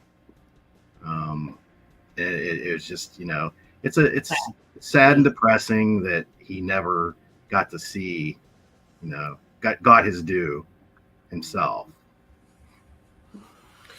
Yeah, I thought it was really go ahead, Mike. Real quick, I'm on a delay up here. I wonder if, as more and more time passed, it just became harder and harder to fix the wrong. Yeah. So they just chose to ignore it until they couldn't ignore it anymore. Right. And I think that's what I was thinking. It was getting to be more and more crow to eat, and it was just they just kept. And not just that, financially, they're probably afraid of whatever financial. That's usually, at the end of the day, the number one thing is the dollar, what it's going to cost them. But go ahead, Emily. You had. Well, I was just going to say, I think it just, when in the documentary, when his granddaughter is going up and like battling for the legacy or whatever, and they take her in and they're whining and dining her, and then send her a letter of just sign this and everything's going to be fine. They knew what they were doing. And I think if someone didn't have, like, she even said, without a Mark Tyler nobleman pushing her, it would have been really easy to sign off. And I think it's really sad. I just think it's really, really sad that corporate can be that just shady, and that it's like Bob Kane was obviously a very dynamic character, but was really that dynamic to pull the wool over. Like, I mean, what did he have that made corporate guys go, yeah, we got to kind of keep Bob Finger's name off of this for as long as they did? That was my big question. So you feel like, I didn't kind of take it that way exactly. So when do you think DC became aware? Are you, and that's actually what you said, Patrick, are you under the impression that DC was like aware? I was feeling like, Bob was keeping it from DC for a majority of the time too, that even they didn't know until it really became a lot later and became an issue. But are you guys under the impression that DC was aware of it from pretty much the get-go as well, or really early at least? Or I think it kind of started out that way, but with the business that they were in, people talk, I don't think there was any keeping it a secret. I think DC had to have known early on. Okay. I agree. There was something I vaguely remember about a contract that Bob Kane had signed early on where it was going to be kind of, and I might be getting the facts wrong, but like he had signed a contract and purposefully leaving Bill Finger's name out. Somebody had to know. They're in corporate. There's no such thing as a secret. Somebody knows. Somebody knows where all the skeletons are in the closet. Somebody knew, and they just, Gotcha. Kept that door closed. Is that the way you took it too, Mike? Yeah, I think at the beginning it didn't really matter because of the way comics were created. with the work for hire type of thing.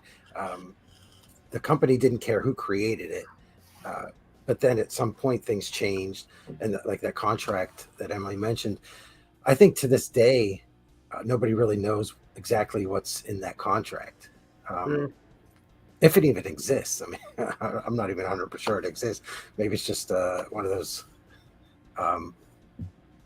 tall tales that just keeps getting passed on and on. Yeah, because they talked about it in the movie about it, but then he said he never saw it, right? Yeah, who has it? Yeah, right. Yeah. Somebody get Jim Lee on the phone if anybody. They were using the contract as an excuse that they couldn't do anything, and he tried to get proof of seeing the contract, and they couldn't or wouldn't provide it. So, right, that's what you're talking about, right? Yeah. Yep. But I have some pictures I can throw up here if you want to adjust the screen there while we talk. I got a good picture of Bill on the left and Bob on the right there. There aren't that many pictures of Bill Finger as mentioned in the documentary. Yeah. But that was it? No. Okay. I got some more. This one, as far as pictures go, I stumbled across this because this is actually a picture of Bill Finger that I used. And then looking last night, it's actually not Bill Finger. So I'll share that. Oh, this is a photo. Yeah. This is the photo. What the heck? Let me. So Mark Evanier, he's administrator. Bill Finger. Wait, let me read this. He handles, I think, like a Bill Finger fan page or something like that. Yeah. But this picture keeps going around that it's Bill Finger, and it's not. Okay. I just found that yesterday. So this is a PSA to not post, not share misinformation that this is Bill Finger. Right. Check your sources. Yeah, Right. check your sources. Check your sources. Yep. Now on the Facebook page and maybe in the website, I'll link to the article or the open letter from Mark Evanier that tells the whole backstory to this, which is very interesting. Okay, cool. I just wanted to put that out there because I got caught up in it, the misinformation. That's not really him. And back to the documentary, it is really sad, but it's got positive results. All the hard work that Mark did, and he even mentioned he kind of had to step back because other people took the ball and ran with it. One of them being his Bill's granddaughter. But then we did have finally with Batman versus Superman, Dawn of Justice. His name was on the screen. Yeah. And then the first interior, what's the credit given was 2 books came out in October 2013. Batman and Robin Eternal. Right there, number 3. And also Batman Arkham Knight Genesis number 3. So those came out the same month. It's the first time that Bill Finger is acknowledged as a creator of Batman within the Batman books. Very cool. And yeah, I think what you said was important to say about this. As sad and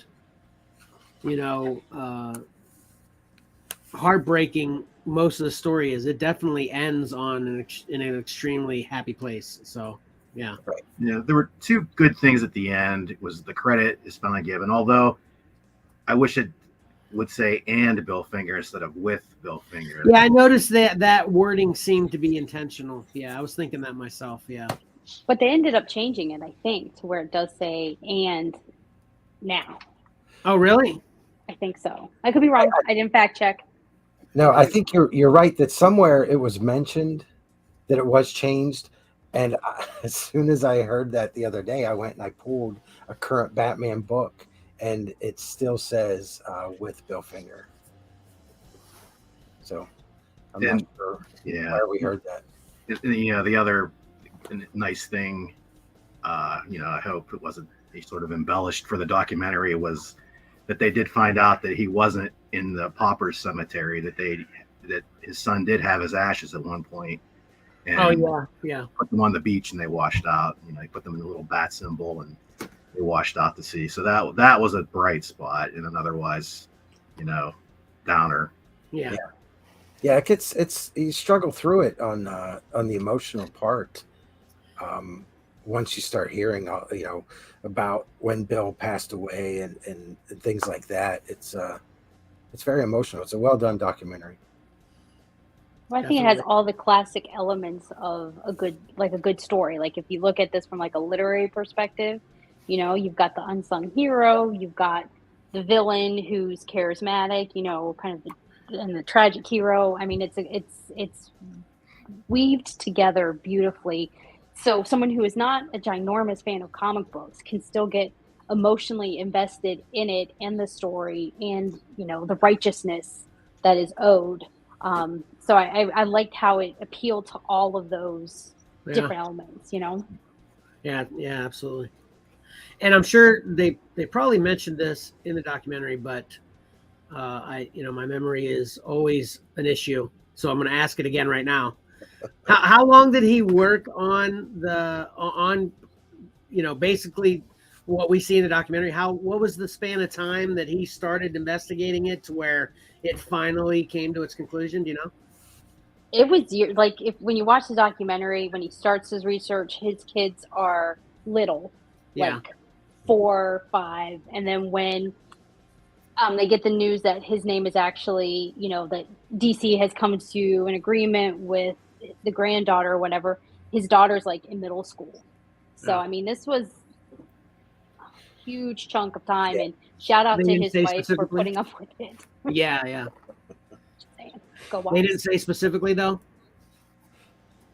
No, I don't remember specifically. We probably could do the math on it. Yeah, could you do the math on that real quick, Em? What's the math on that? What's your speculation? Give us a number. I'd say it took him at least 8 years. Okay. That would be my librarian's interpretation of math. Okay.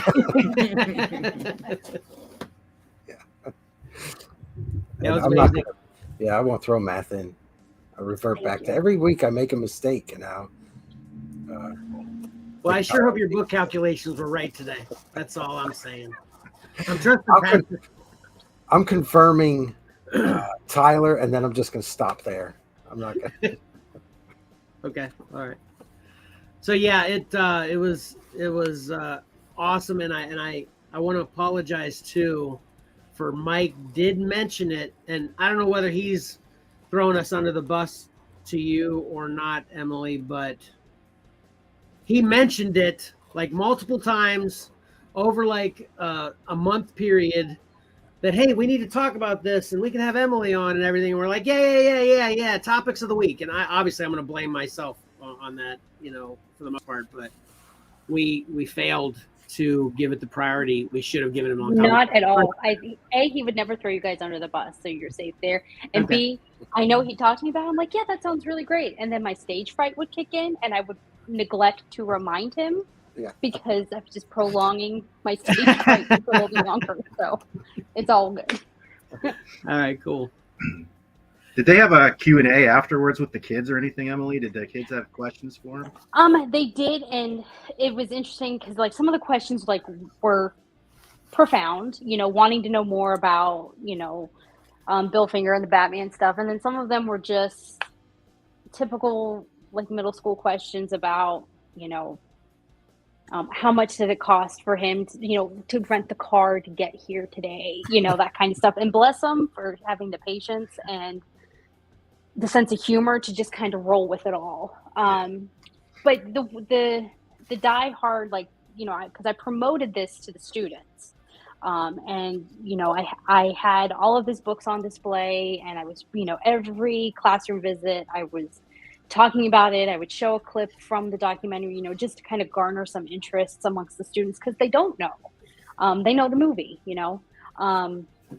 So the kids who were really into it would want to know more than what he was saying. You know, they wanted, you know, what kind of secret intel are you not telling us about him? You know, so, you know, and you always have the one kid in the crowd. It's like, please put your hand down.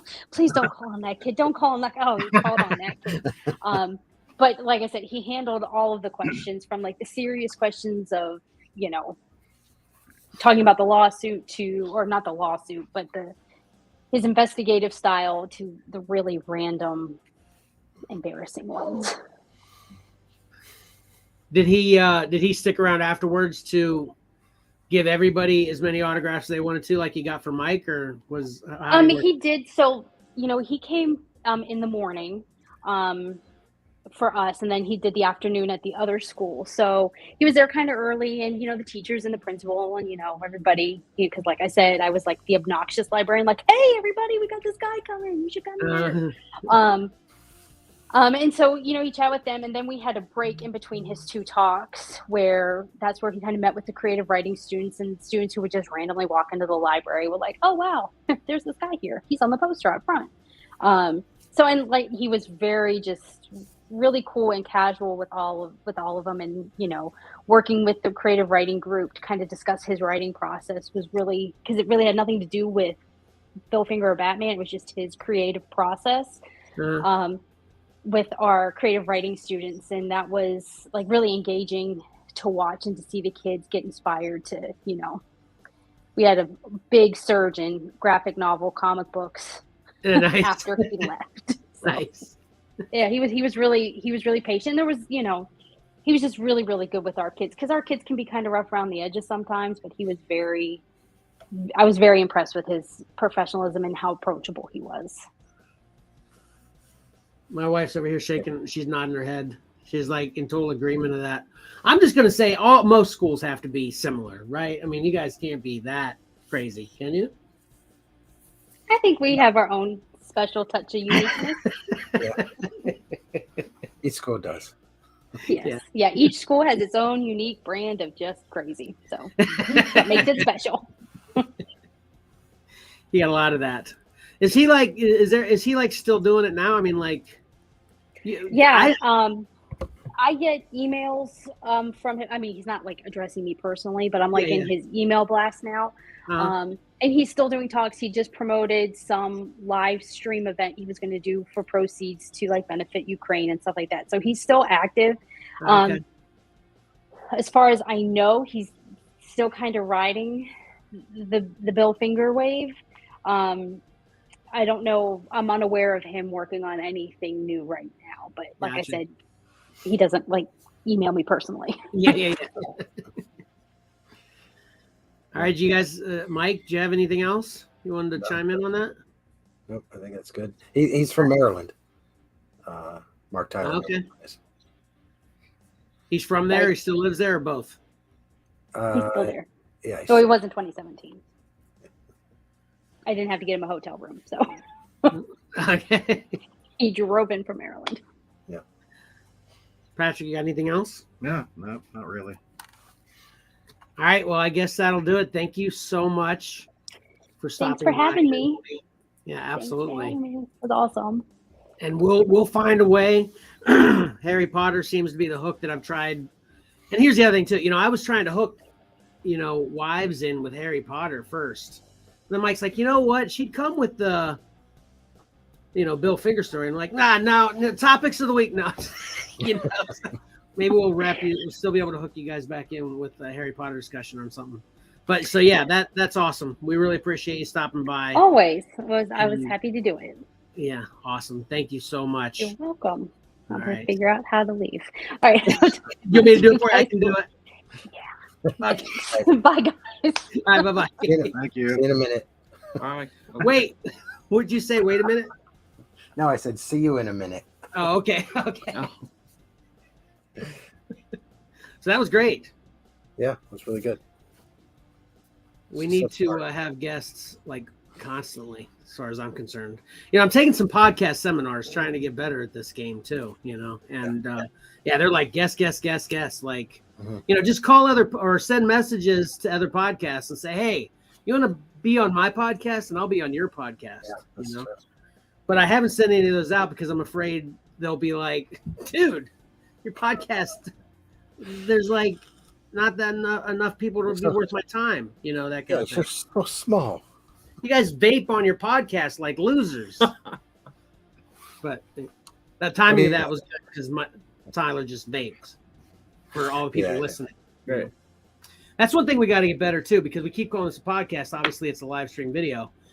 We need to specifically talk about what we do more, because when I'm listening to it afterwards, I literally have to cut some things because we don't even mention what we're talking about. We're just rambling about something that somebody can see on the screen that no one's described yet. You know, Right.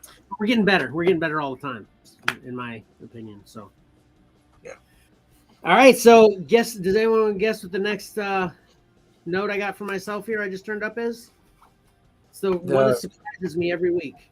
The recap. The recap. I'm just waiting. Hold on, it's coming. Just Yeah. I have faith in Johnny. He's gonna send a message any minute. Let's just all sit here in silence. Just gonna sit here Just quietly. I have unused pictures that I can throw up. We can talk about those. Is it going to be I Am Legend? Oh, okay, yeah. It's more about the Bill Finger. Bill Finger, yeah. The two versions. The version of Batman that Bob brought to Bill Finger in the red suit with the little domino mask, and then what Bill had changed it to, which we know now. The cow and the cape. Yeah. And so that's it. I'm waiting for you. You said pictures. That's just one. It was one picture, multiple pictures. That's why you did. I had the cover of the book. Okay. Sorry. That's my copy of the Bill the Boy Wonder book that Mark signed. That was a great surprise when Emily brought that home. I'd imagine that'd be awesome. Yeah. Did you get a chance to watch it yet, Tyler? Uh-uh. Do you want to watch it now? Yeah. It was also, I forgot about that. To mention that it was also interesting to find out that he had a credit on the Batman 66 TV show for an episode. I didn't know anything. Oh yeah. He actually he was a co-writer for one episode, right? Mm-hmm. Yeah. That was interesting. I remember that, yeah. Okay, so Mike, you got it looks like we might not be getting a comment from Johnny. Yep. A recap. My studio's saying no. There's no comment from Johnny yet. Okay, I'm as unprepared as Johnny this week. Okay, I'll go first then. You want me to go first, or you want to go first, Patrick? I can go first. I know one that worked on two fronts here today. Boom, go. Not only Mike, but myself, but math is hard. Yeah, nice. It really is. Tyler, you got one? What? A recap. Just sit there and vape. I got figures in Red Moon Knight.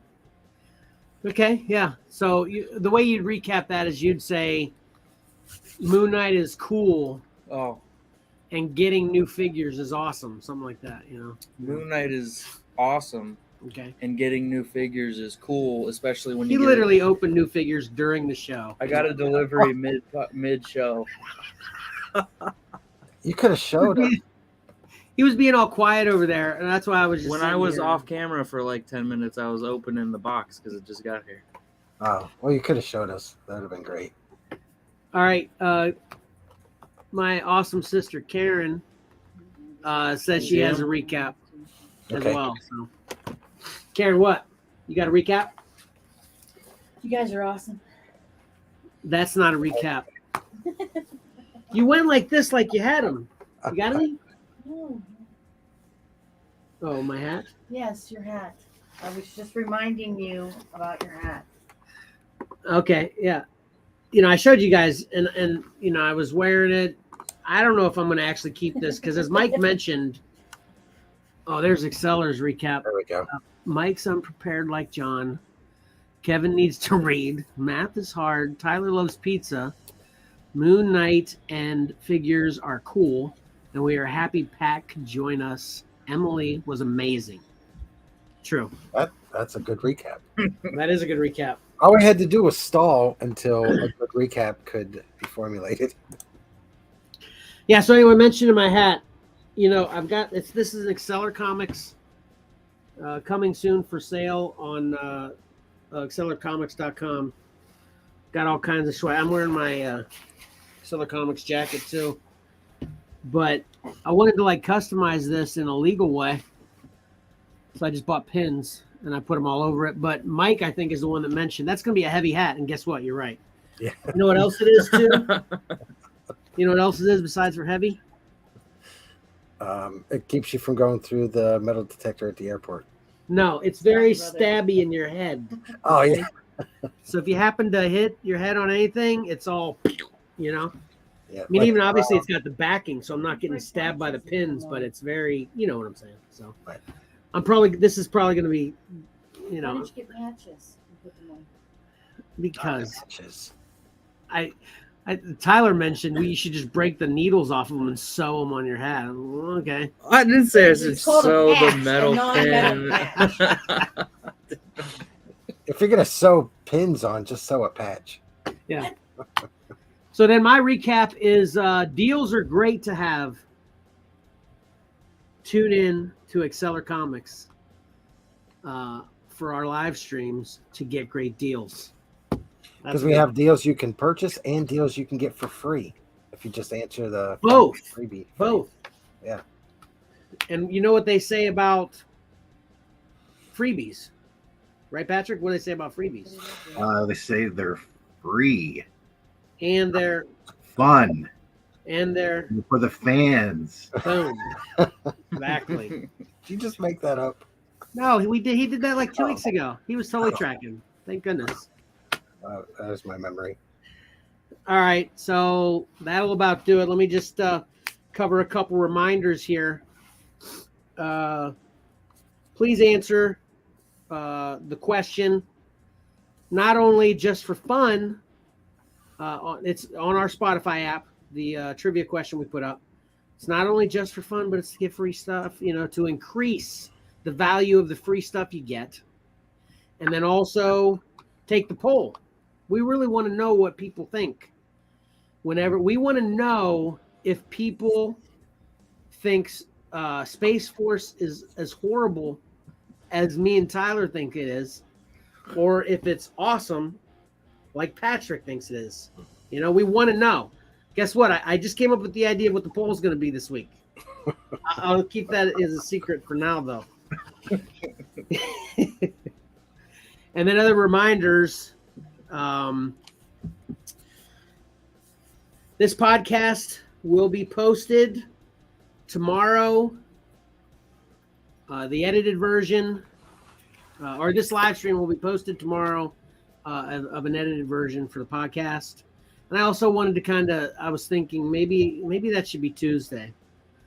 Simply because it takes me so long sometimes.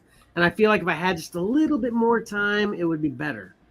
So is it okay with you guys right now if I change it to no later than Tuesday? Yeah. I So changed my Saturday show to Sunday. Yeah, I meant to tell you too. I didn't watch that today, and I don't want to hear anything from you yet, Mike. But Patrick, did you watch the Sunday short show? No, I did not. Okay, so we're in store for some fun when we're done with that. Mike, how did you watch it, Tyler? Did you watch the Sunday short show? Mm-hmm. Okay. Mike, how you feeling about it? You feel strong? It was great. How you feeling about the results from what you did? Just kind of give us a preview. What do you think? Did you do good? I thought it was a train wreck. Oh yeah. Yeah. You beat up a lot though, so I'm not going to believe it until I see it. Yeah. Yeah. Let me ask you this: is there some good deals to be had on that short show? Yeah. There's some good books on there. Okay. All right. Awesome. Okay.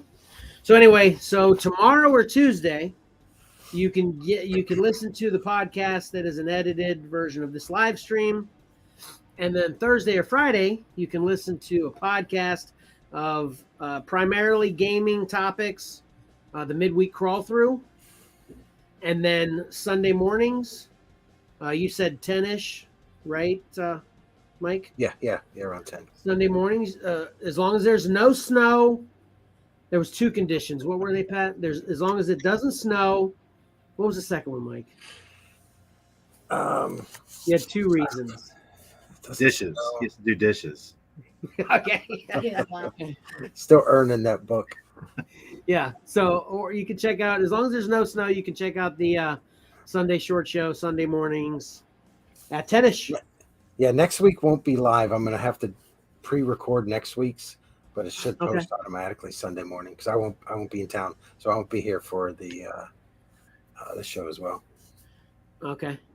Yeah. Tyler's on this show today, but he already agreed to be on next week's show, and I told him that was the important one. Yes, I got text proof. What's the important one? When Mike's not going to be here. I'm not going to be here next week. Yeah, you were just an addition coolness this week because we're here. Right. Next week's the one we need you. Oh. Right, Pat? We need him, right? That's right. All right, Oh, so that's tough. What time is it? 1. I've got the Disabled Fest hockey tournament. I don't know if there's going to be a game at 1 or not. all right, he's bailing already. I'm It's not fine. bailing. Just depends on when the game is. Come on, Johnny. Yeah, maybe Johnny will pull through There for we us go. next week. That'd be great. So just last reminder then to please follow us on Facebook, Instagram, and Twitter at Exceller Comics, and then follow us and subscribe and check the bell, all that crazy stuff on YouTube at Exceller Comics, and check out our website, excellercomics.com. Man, every week I mess that up. And then check out what we have to offer on eBay at Exceller_comics. And the last reminder about that lot, it's a $90 lot, still for sale right now for $30 plus shipping, and you can purchase it up to the end of this week until Mike starts piecing it out for the masses to enjoy separately, namely me. I'm gonna get some of those. And me. I want that Pokemon. And Tyler. one. So, all right. Anybody else got anything else? Nope. No. I'm done. All right. All right. So don't forget, appreciating great art is awesome, and reading a great story is fun. So why not pick up a comic book and do both? Exceller out. Bye.